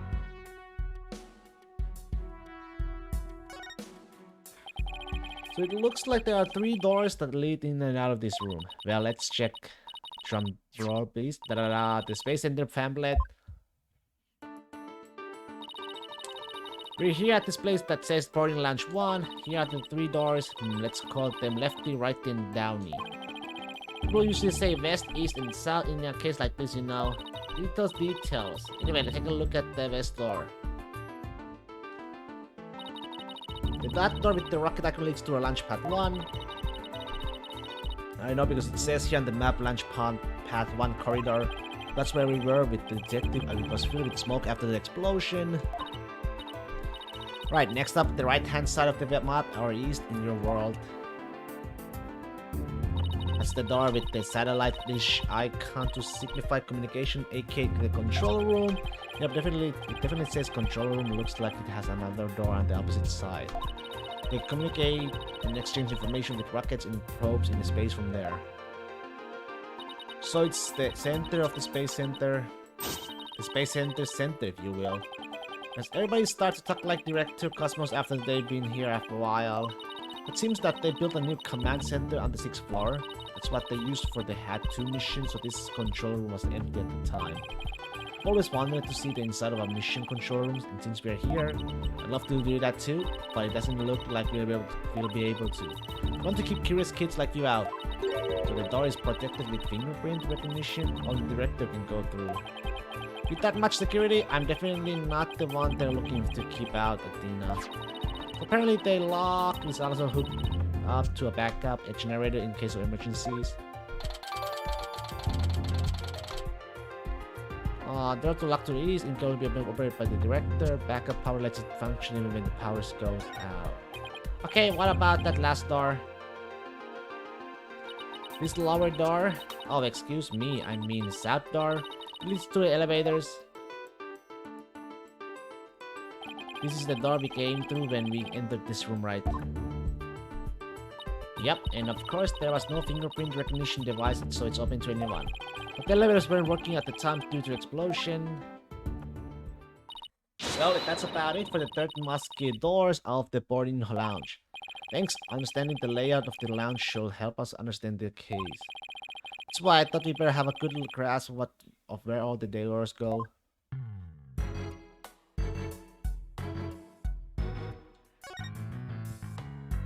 Okay.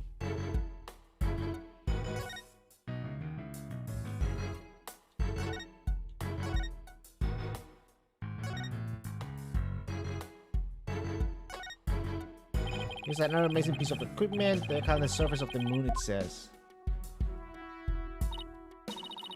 Oh boy, I want to try it. Gravity is weak on the moon, so I bet I could do mid-air somersault. There's still another to remember. Besides, it's connected to the ceiling, but at least I could jump really high. Sign on the wall that very clearly says don't jump too high. Then what good is this thing? Didn't I say in the beginning, walk on the surface of the moon?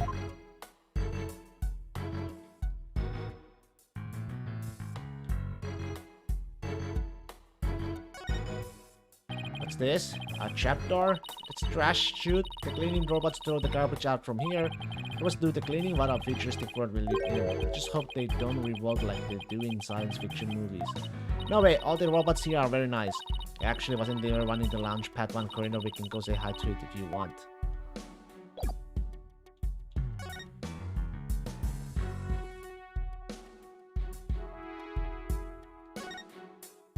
Those are shows for recovery after a training session. Wonder if they can change your voice.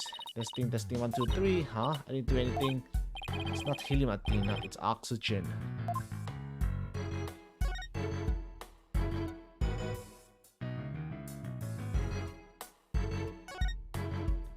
First glance, it looks like a peaceful landscape, but then there's that creature. Do you think the whole people goes to some planet? Maybe this is what its surface look like. I don't know, I think it will make the news if they discover a creature like that. It did make quite a bit of news though when the probe came back. Yeah, but the whole probe didn't even go to a planet, it went to an asteroid. It's a big rock kind of thing, even aliens can live there.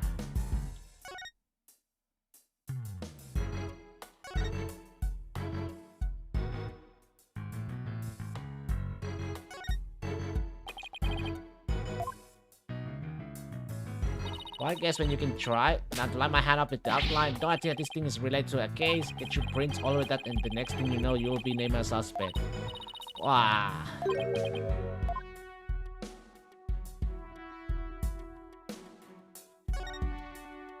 Wonder what this big knob is for. It looks like a knob on a stove.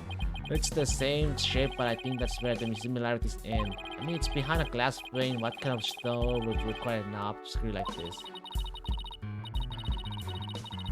Now the knob is straight up and down, so if it was for stuff, the pointer would be off. Right, if it was for stuff, I wonder what it's really for. Something turned on by the knob that's not a stove. How about a rocket engine? You had to start the engine here, the rocket would take off before you could take it in. I guess all we can say for now is that it's a mystery knob.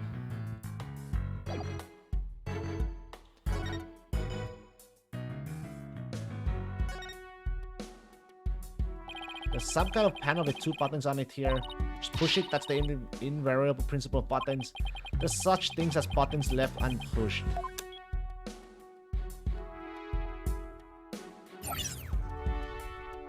Hey, the giant holographic image disappeared, yeah.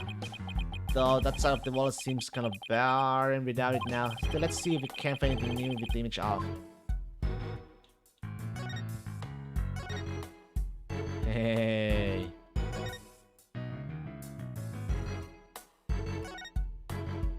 Hey, Mr. Wright, take a look at this. It looks like a bullet hole. Great find, Athena. It's pretty big. Whoever fired this shot must have been using a pretty large gun. Think so, based on my experience. I'd say this was fired from a regular pistol. Well, whatever the size it was, somebody fired a gun in here, right? Apparently, this is an important fact. Do you see a bullet anywhere? No, the police might have taken it, though. Bullet hole. Okay. Let's ask the full part about this bullet hole later.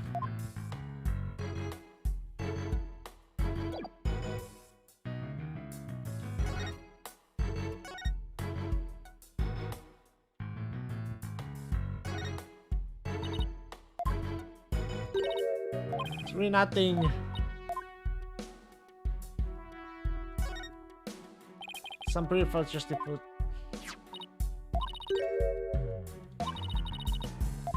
Why would anybody want to?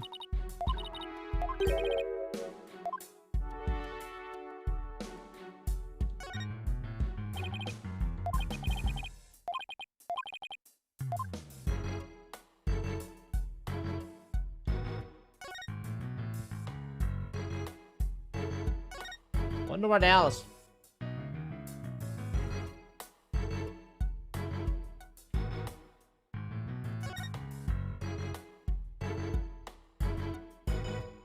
Huh? Hey, I see something shiny down there. Let's take this cover off then. What's this? It looks like a metal jelly bean. It's really small, but it's a bullet. It's only about 2 to 3 millimeters in a diameter. Let's see, that would make the caliber 10, a .10. Calibers refers to the diameter of a gun's barrel, right? Yes, but I never heard of a .10 caliber gun before. This bullet must be for a special kind of gun. If you tried firing a bullet small with a regular sized gun, it would just fall right out. Yeah, must have been a really small gun. Wonder how the bullets ended up here. I mean, we're in the bottom left on the southwest side of the room according to this map. That's pretty far from the where Clay's body was. Maybe the police didn't think to look here. Yeah, leave it to Detective Fulbright to accidentally hand us just the card we need. It's got in there gutter that runs along the south wall of the boarding lounge. It was fired from a .10 caliber handgun.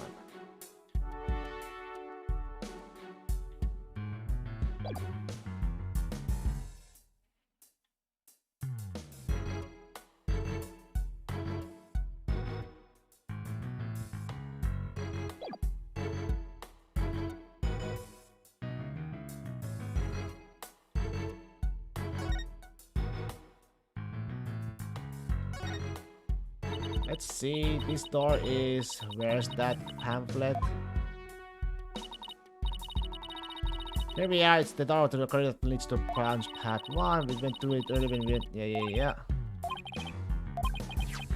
Beside the door. At the trial. Notion of their body launch ups. Does this mean that the bomber's prints were verified by the system? The number of authorized personnel was supposed to be really small, while a fingerprint powder applied just in case something like this came up. Apparently at the office, I've been just itching for a chance to use it. Wow, wait, dude, think ahead. Now let's dust the fingerprint recognition device and you see what we can find. You got it. Now, just sprinkle some here and leave it over there and... Boop.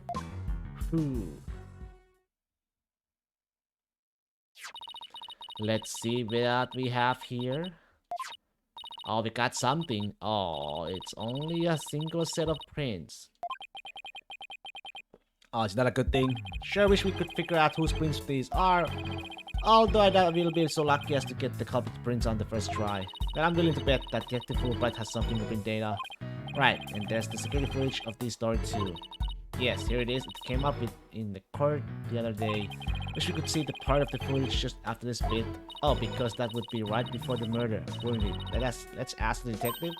With the mood he's in, he'll probably show it to us right away. Yeah, he's in almost too good of a mood today. Let's go see if we can find him again once we're done with this room. Alright.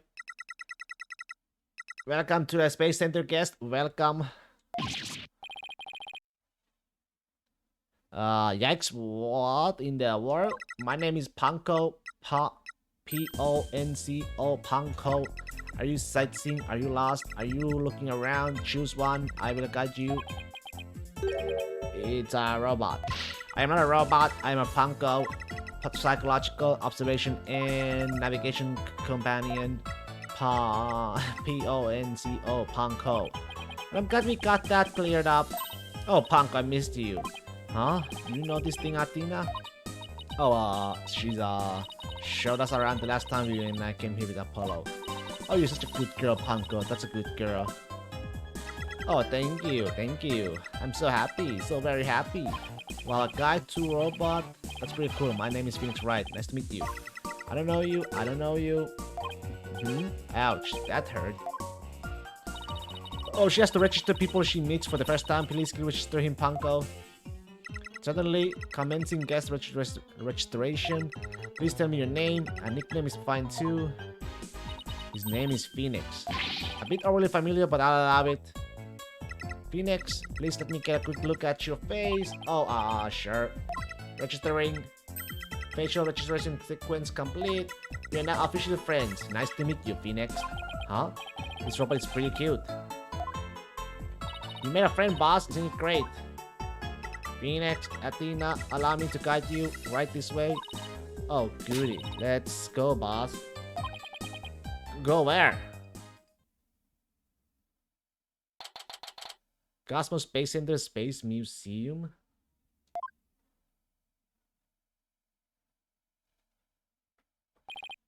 Oh wow, what is this place? Is that a rocket real? Welcome, welcome. The Space Museum is open to the public every day of the year from 9 AM to 7 PM. Learn about the history of our nation's space development and the HAT-1 project. The rocket is just a replica, but it's the same size as the real one. Space Museum. Oh, here it is on the map. Okay, so it's on the exact opposite side of the main building from Launchpad 1. Space Center Family. Updated. Okay. Not bad. Ask me anything, I will explain.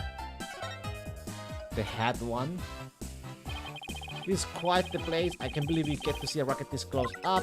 This is a replica of the HAT-1 that was launched 7 years ago. Exactly like the real HAT-1 inside and out. Its little brother, the HAT-2, was supposed to launch the other day. I wonder if Panko knows why the launch was concealed. Over there is an exhibit about the launch 7 years ago. Check it out. Check it out. Spacesuits, newspaper articles. I like to come here again on a day off. Hey, what's this a photo of? Well, a Phoenix, that's the staff of the HAT-1 project. Oh, there's Mr. Starbuck. He looks so young and so different. Ah, and that's... What is it, Athena? Something wrong? Oh, nothing. I just thought Mr. Starbuck looked really young too, that's all. It was 7 years ago after all, so the young guy is standing next to Mr. Starbuck. Is Clay Terran, the victim. So they were mentor and prodigy even way back then. He's even got one of the staff jackets. He looks just like a regular staff member. No, Clay was still a student then. He just borrowed one of the Solomon's old jackets. Ah, okay, that makes sense. Clay would have still been in high school 7 years ago. Everybody looks so happy. The Space Museum is great, what a fantastic exhibit. What fantastic exhibits. This area used to be a launch pad too. That's why the only entrance is on the 3rd floor. Wouldn't it be better if they just made a new ground floor entrance instead? There was a talk of it, but they had to scrap it their plans because of the budget cuts. Budget cuts, budget cuts. We need more money, money. Who would have recorded that? Who would record that kind of information into a guide robot? While it was in space, I had one launch a probe called Hope. The Hope probe collected some samples from an asteroid and returned 5 days ago. That's what Director Cosmos said too. He told us it came back the day before Clay was killed. Here it is, the Hope space probe. I think I've seen that logo somewhere before. Let's see. Oh yeah, capture that the victim was carrying. I think it had the same logo. I think it can be seen in the photo attached to the autopsy report. Maybe she'll give me some more info if I show it to her. Okay. Panko, do you recognize this capsule here in this top right? Checking registry data. I know, it's the Hope capsule. It was carried inside the Hope probe. It contained the castored samples, right? Yes, it was designed to store the samples gathered by the Hope probe. It's been stored in the safe in Launch Pad 1 ever since it returned to Earth. It must not be removed. Don't worry, Panko. The people in charge already know what happened. They do? I must ask them later. So the capsule was being kept in Launch Pad 1, huh? Maybe Clay was trying to carry it to safety after the explosion. Space Center staff must have been really excited to finally get the capsule back, but it's a pity this incident occurred before they got a chance to check the contents. But the police took it as an evidence, so they'll have to wait a little longer. Okay.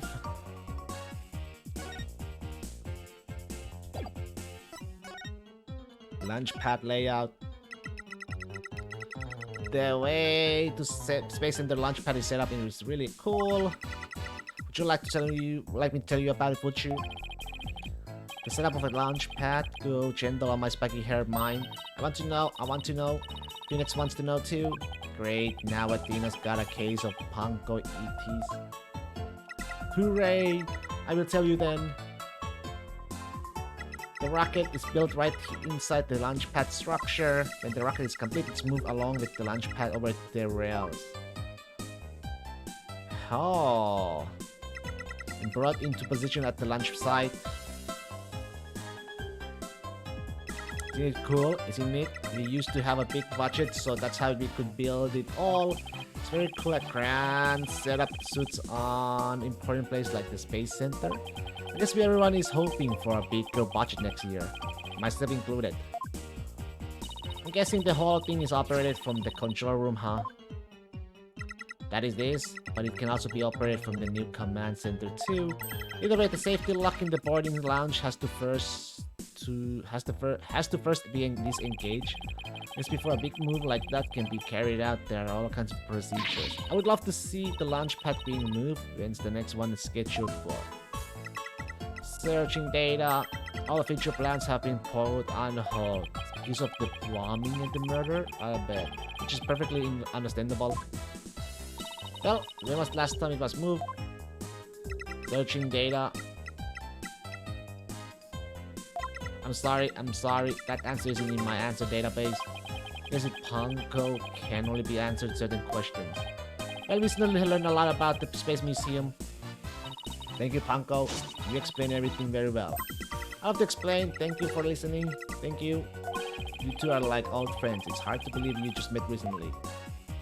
It's because Panko is so friendly. Well, what should we do investigate next? Let's go find Detective Fulbright. We have things to ask him about.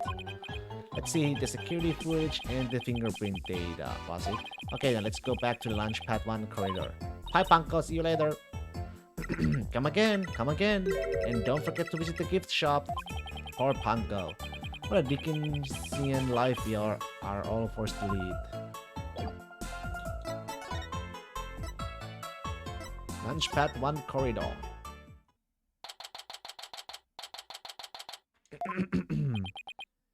What should I do? Which path is the path of justice? There's Detective Fulbright. He still seems to be lost, even though it's a straight corridor. Let's hope he's still in a cooperative mode as well then. If he doesn't cooperate, then I just have to use my powers on him. You mean that lady in distress bit? Bullet hole at the scene? We found a bullet hole in the wall at this crime scene. You did? Our team found that too. It was Detective Arm who fired that bullet. Detective Arm? That's right, a warning shot for the defendant. Was it really such a hard threat situation that she needed to do that? I'm afraid I don't know the details about what the detective arm gun and all. But I thought there were two people who discovered the crime scene together. We already know Detective Cosmos will testify, so tomorrow will be about what he knows. Hey, you're pretty smart. That's exactly what we are planning to serve as the main course. I hope it goes down easy. Fingerprint data. We'd like to run a comparison on some prints we found in the boarding lounge. Ah yes, I just happen to have compiled the print data of everyone related to this case. I can always make another copy for myself, which all yours consider the gift. This is quite a bit of a data. No, when I said everyone, I meant it. Prosecutor Black could have said to dig deep, so that's what I did. Sure took a while though. Whoa, he got Apollo and my prints. He even got prints for all of the robots. I guess when Black Cruz said to dig deep, Furupa didn't bother to ask how deep. Ah, Clay's fingerprint are here too.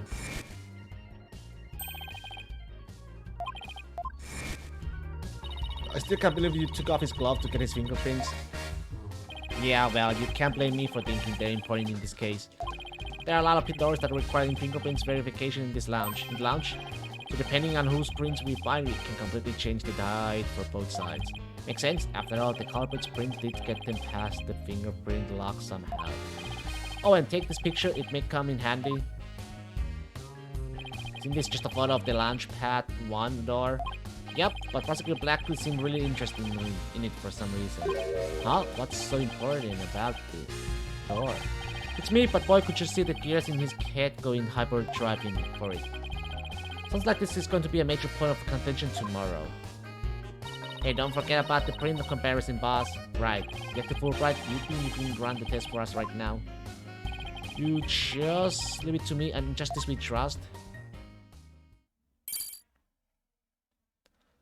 Okay, here we go. Well, it looks like it was Mr. Starbuck who opened that security door. He must have opened it when they went to go board the rocket. His heart must have been full of hopes and dreams for his space adventure right then.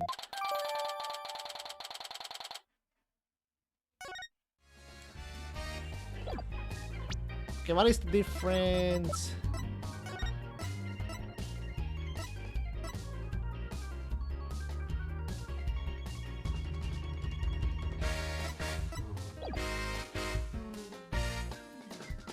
Starbucks prints were also found.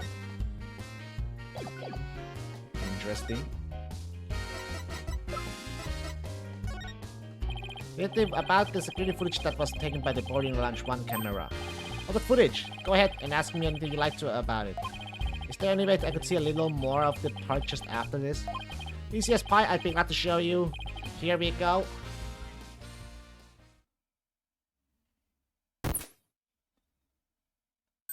Huh? The screen went blank. Yes, apparently the aftereffects of the explosion damaged the wires. So there's no footage after this point, hahaha. Why didn't you just say so from the beginning? The video ends immediately after the scene. Something definitely seems to be up with you, detective. You're unusually cooperative. Well, I just figured if we work together, we'll get that much closer to justice, right? It seems like something's really been bothering you. You don't have some ulterior motive, do you? What? I don't know what you're talking about. I would never do something like that. Rah, you would never do it, huh? 2. It's been a while, but those are definitely psych locks. Did you just mouth psych? Is there something I should be psyched about? No, psych lock. It's a system of locks and the secrets of in a person's heart. You can see when people are trying to hide those secrets by using the power of this Makatama. Presenting evidence can break those blocks and reveal any secrets they're hiding. Mr. Wright, how much did they bilk you out of for that piece of rock? You've been a swindle. I know some lawyers I can introduce you to. I'm more than capable of representing myself, thank you very much. This isn't some kind of fraud, it really works. A friend gave it to me a long time ago. Like I guess seeing is believing, allow me to show you.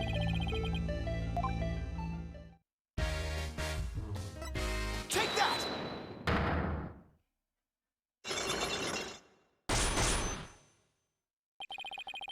Why you're being cooperative? I think you're hiding something, detective. So why don't you just tell us about it?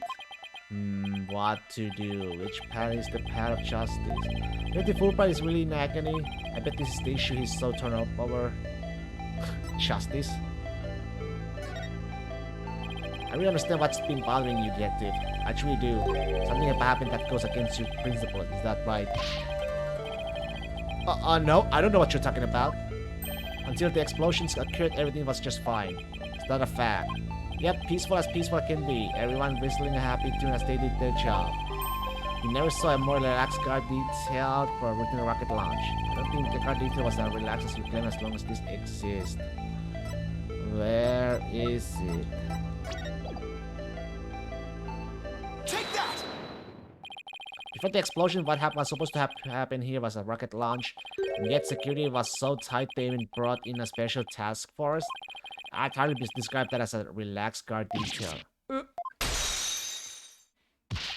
Now hold on just one moment. The entire nation had their eyes on this extremely important rocket launch. That's why I was calling us in on a special security detail. As versatile as you are, I can certainly believe that that's true. Plus, it's very strange that this person would be a part of the detail from the outset. I mean, why would she be here, right? Take that! Detective Arms specialized in bomb cases. The fact that she was here on hand means that people knew that there was a possibility that the bombing would occur. You got me, Mr. Wright! Alright, tell me everything.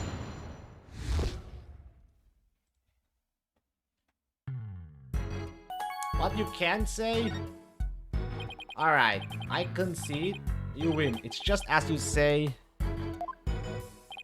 A few days ago before the launch, they were warned about a potential bombing, but the plan to launch even went ahead in spite of the threat. But why? What were they planning to do if someone got hurt or killed? Yeah, I know. The decision is to move forward wasn't exactly just was it. How was the warning delivered? By phone and directly to Director Cosmos. But the police department instructed everybody to keep it under wraps. It's a big thing to keep quiet about. No wonder you were so upset. But it's not only that, I've been distraught about Prosecutor Blackquill as well. Prosecutor Blackquill? Well, as his handler, I'm sure you have a lot of difficulties. That's not it. It's a question of justice. I've been wondering about why he's allowed to stand in court. The reason he's still prosecuting? Detective Fulbright, please tell us everything you know. Prosecutor Blackquill. Well, talking to you folks about it would definitely be breaking the rules. Never mind that, why are rules but things to be broken, right? Well, to tell you the truth, having a prisoner act as a prosecutor is highly irregular. I think we guessed that much. So why is it being allowed? I've been wondering about it. So you weren't told why either, huh? No, I guess the order came from the pretty high up the ladder. Yeah, it would had to have. But Prosecutor Blackquill told me once. The hunt I've been on for the phantom of 7 years past continues even still. 7 years past. A phantom, huh? Not one of the friendly variety either, I gather. Hunted for 7 years? This phantom of 7 years past, any idea who or what he was talking about? Not a clue. But he seems to think that this phantom is behind this whole incident somehow. Wait a minute, he thinks they may be connected to this case? Yup, this case has way too many similarities to what happened 7 years ago. For starters, that case happened right here at this very space center too. In both incidents, a threat was issued via telephone. So that's why Prosecutor Blackquill thinks this incident is the work of the Phantom. But that's not entered the reason. I mean, if you want to talk about 7 years ago, that's when Prosecutor Blackquill was found guilty of murder. That messy case is what started the whole dark age of the law. So you see how this Phantom and Prosecutor Blackquill conviction might be related? Yeah, I can see why he'd think that. This incident and the Phantom, not to mention Blackquill's past, it's almost inconceivable that they would come to a head here. This might sound crazy, but Prosecutor Blackquill can't possibly believe Mr. Starbuck is this Phantom person, right? I mean, he was acting kind of strange during the last trial and all. Silence. Not yet, I'm not quite ready yet.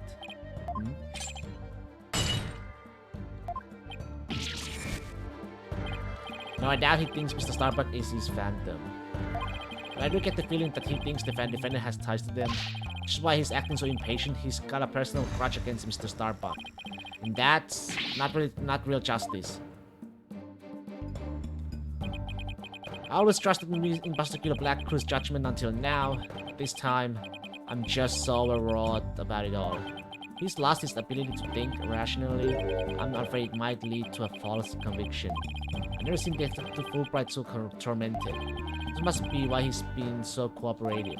Don't worry, that's exactly what we defense lawyers are working to prevent. I feel bad for Prosecutor Blackpool, but I'm going to be rooting for your team this time. But don't tell him that. You have to promise me you won't. Detective Fulbright, I guess I was wrong about you. I swore to reform Prosecutor Blackpool and make him a valuable member of the society again. So I can't just sit by and watch him give in to his emotions and tear the defendant apart.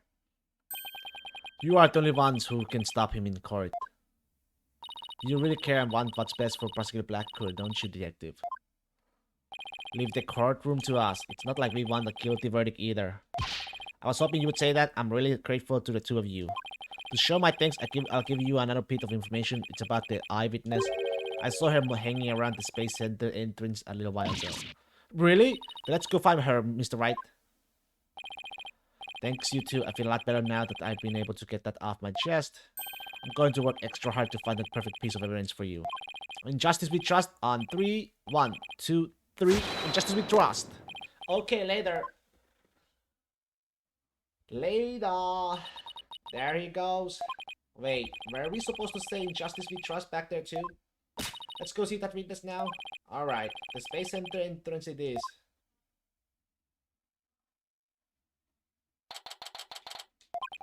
The witness must be around here somewhere. Wait. Hello, hello.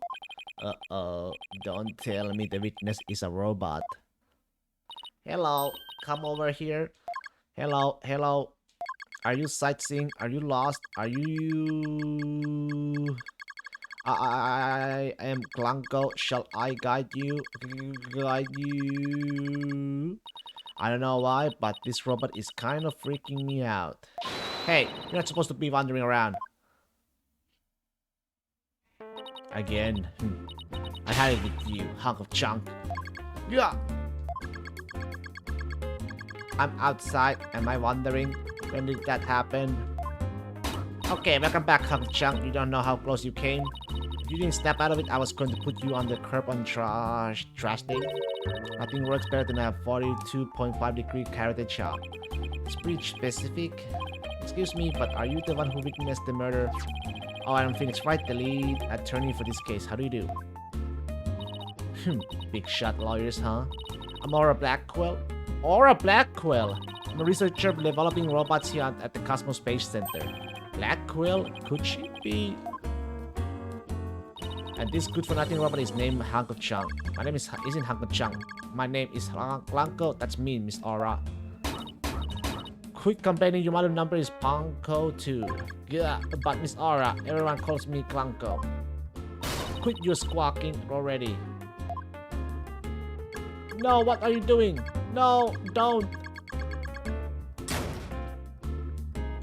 There. I bet you won't be talking back now. Yeah, I will obey completely. Yikes, I better watch what wires I cross with this one. Your last name? Your last name is Blackwood. Do you have a relative in the legal profession? You're correct. Simon Blackwood, who used to be a prosecutor, is... Shut up. Only speak when I order you to speak. Simon is my little brother. You know him? Yes, we met him in court a few times. Right, Athena? What a dull creature. Has her switch been turned off? Tina being shy? This is new. Oh yeah, I heard he was prosecuting again, despite being a prisoner. Why doesn't he just stick to solving disputes among inmates in prison, right? Hey, what do you think? Hunk of junk? Yeah, Miss Aura, that hurts. I'm asking you a question. Why don't you answer me? I'm a useless hunk of junk. Miss Aura, you told me to only speak when you order me to speak. I told you to never talk back to me. You're worth more as a scrap. Robot abuse and hack attacks. Black Quill family life must sure be interesting. Well, do you have any other questions? Wait, of course you do. You're a lawyer. It's not like I'm on Simon's side or anything. I just want to get this over with. The witness? So you're the person who witnessed the incident? That's right, I was on the 4th floor of the main building, in the robotics lab. The explosion disabled the elevators, so I lowered my emergency ladder like the detective healing the evacuation told me to. It was such a pain, why couldn't they have used the ladders in the other rooms? Must have been a very troubling experience, probably best to just rumor her here. Then as I passed by the 3rd floor boarding lounge one window on my way down, I saw the crime as it happened. And that's about it. So you saw the crime as it happened, and that's about it? I see. Wait, what? You saw it being committed? This is no time to just nod and repeat. You saw it in... You saw into the 3rd floor lounge. The very scene of the crime.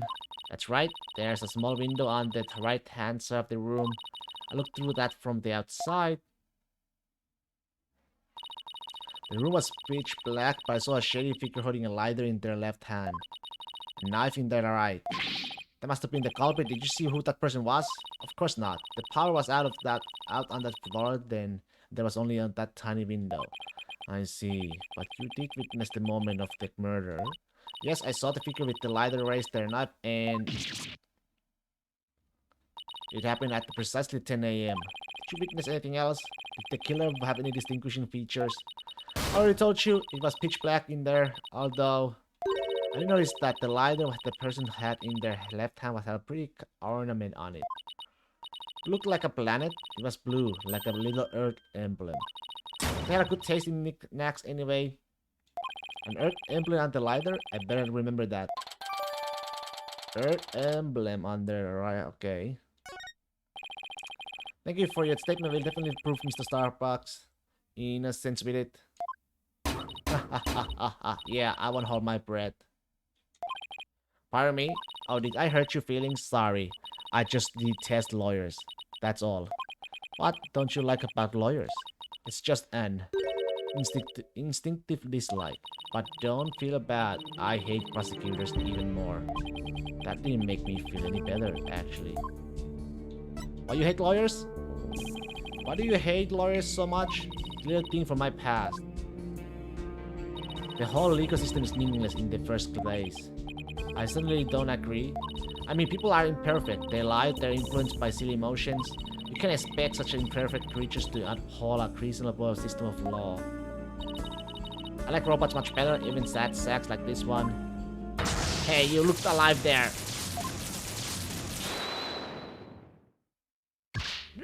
Yes, here I go. I am the ultimate robot with amazing processing. Okay.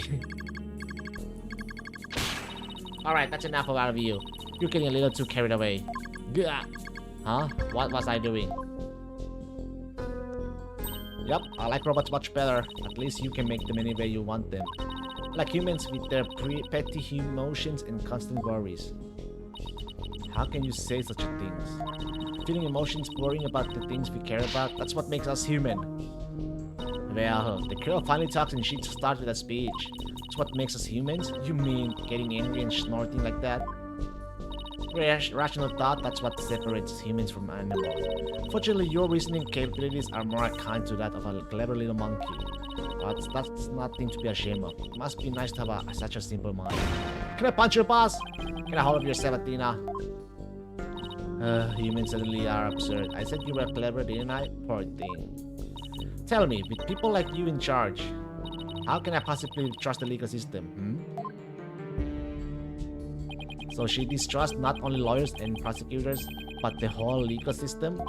What in the world happened to this woman to make her so bitter?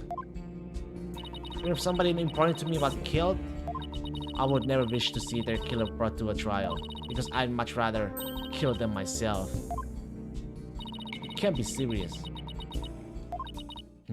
That thing you were wearing around your neck.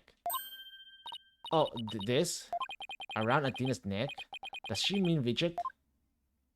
Oh, I get it. Well, well, Her Royal Highness has returned at last to her castle. She's 37. Her Royal what? Is she talking about Athena? By the way, I heard the rumors. Our director is going to be the star witness in court tomorrow, right? Director Cosmos? Yes, that's right. You poor things, you better be careful. That old man is a big liar and a huge braggart. What? He might seem like a bigwig, but the center has all kinds of problems. He has a lot of skeletons in his closet. But it's your problem, so why should I care? But that's it? No friendly tips? No good luck, guys? Just splendid. I'll leave you to your woes. Come on, hunk of junk.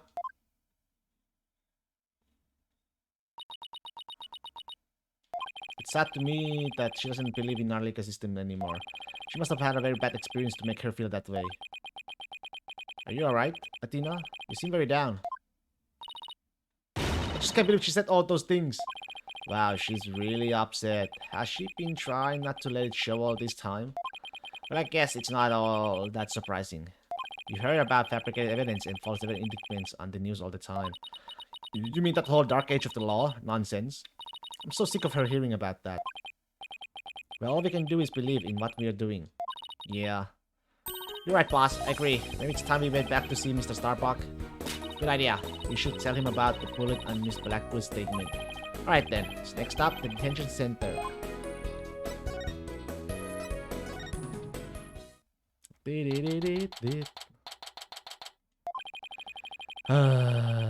My lawyers are here, but it must be bad news. Hey, not necessarily. We found a new witness. A researcher saw the moment of the murder through the lounge window during her escape. Really? So they're going to let me go? Unfortunately, it was dark and she couldn't identify the person. I should have known. My stars never align just right, too. But we got a lead too, Mr. Starbuck. The murderer had a lighter with an Earth emblem on it. A lighter with an Earth emblem? Oh! Did you remember something? Yep, I sure did. Just a little bit, though. Anything I know would be help. So please tell us what you remembered. The lighter. I was unconscious the whole time, but now I remember I woke up for a few brief moments. That's huge. Do you remember seeing anything? A lighter? I saw the flame of a lighter floating in the darkness. Good, good. What else did you see? What was nearby? It was definitely the boarding lounge, so it must have been after Clay carried me there. In the light from the flame, I saw a dark shadow flickering. A dark shadow? That must have been the third party we've been looking for. Thank you, Mr. Starbuck. You've been more help than you know. If you can prove there was this third person at the scene and that they're the real killer, then you'll be clear of all suspicion. The key will be whether or not we can identify this third person in court tomorrow. At least we have something to go on now, and that's a big plus. I should probably tidy the evidence up a bit before someone mistakes me for a hoarder. Now that we have nothing more hope, I'm sure that suddenly starving. Why don't we go back to the office and treat ourselves to a big celebration in advance? For someone who's highly empathetic, you can be surprisingly unsympathetic.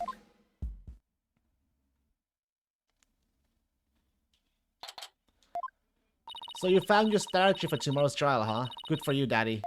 Well, it's one step forward anyway. Hopefully it'll give us a fighting chance in court. As long as we can find out who this third person is. Now, let's get something to eat. I'm starving. My vote is for Eldune's noodles. Oh! Apollo!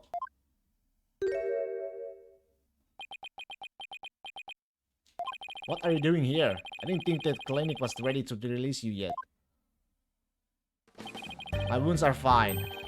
And I'm done lying around. Oh, I just realized the jacket. It's these guys, right?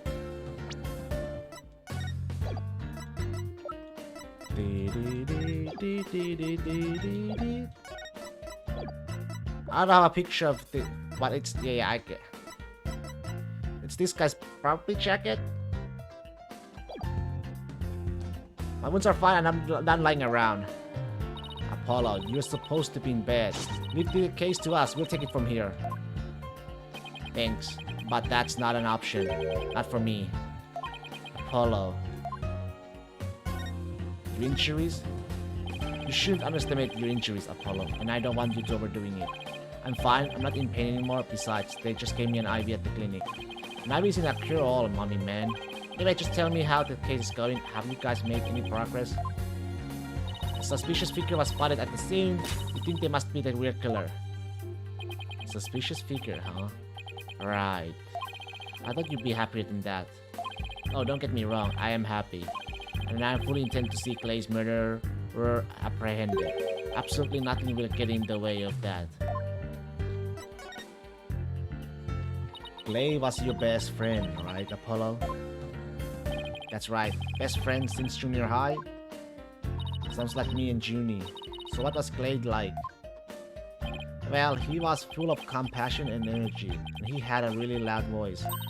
If the two of you did voice training together now, I bet you break a few windows. You know, I bet you're right. Yeah, it's his jacket. Seems like only yesterday, Clay was a guy who lived for his dreams. We used to talk about it a lot. He was going to be an astronaut and me a lawyer. We talked well into the night, and even then we never grew tired of it. Apollo, about that jacket.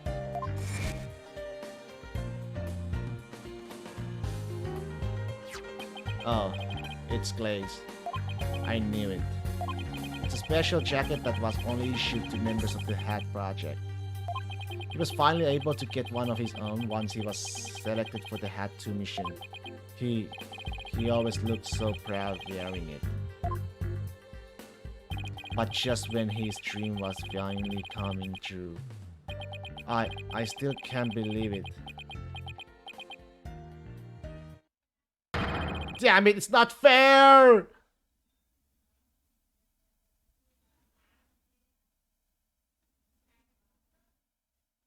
Apollo, I hope you don't try to carry the burden all alone. I guess we were both unlucky. My own debut was a disaster. I guess you're right on some level. That trial a year and a half ago wasn't exactly the smoothest of starts. That was a rough time for me. But Clay refused to let me quit. You're fine, he'd say. Don't give up.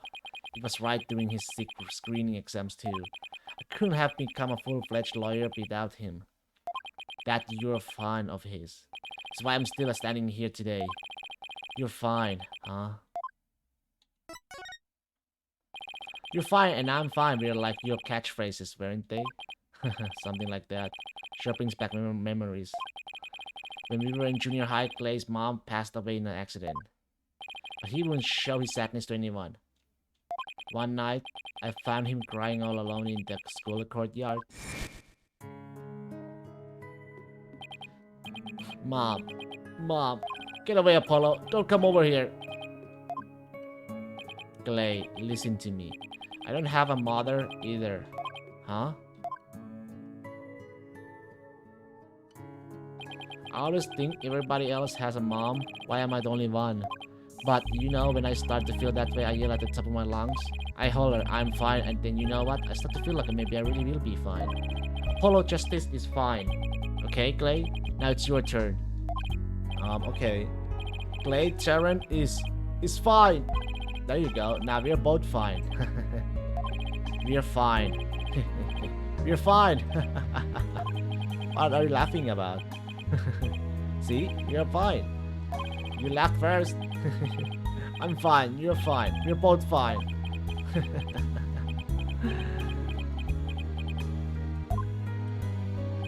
Thanks, Apollo.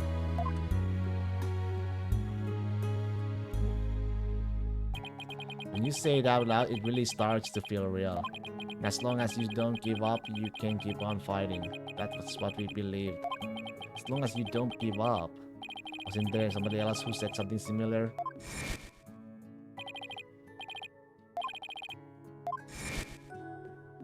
Clay called Mr. Starbuck his mentor and looked up to him.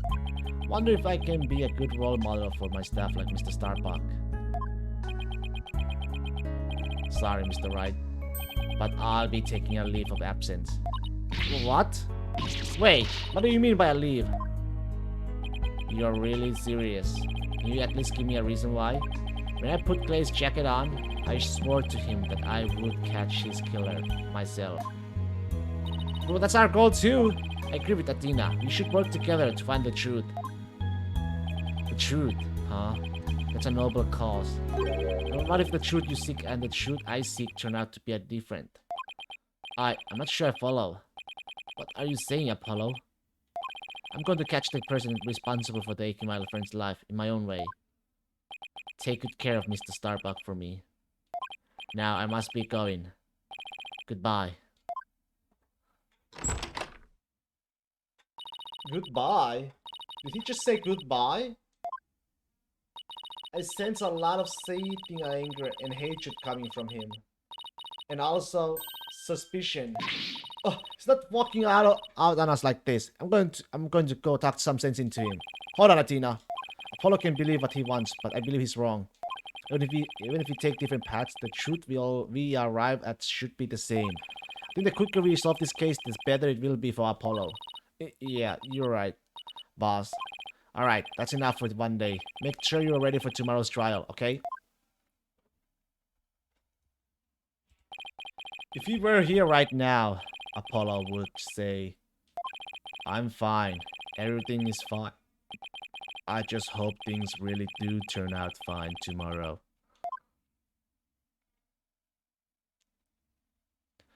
To be continued. Alright, this is a good spot too, guys, for the end the stream. Since I can't go any further than that. So with that, I wish you all a happy Saturday. Thanks for watching. I'll catch you all tomorrow for the trial. Bye-bye.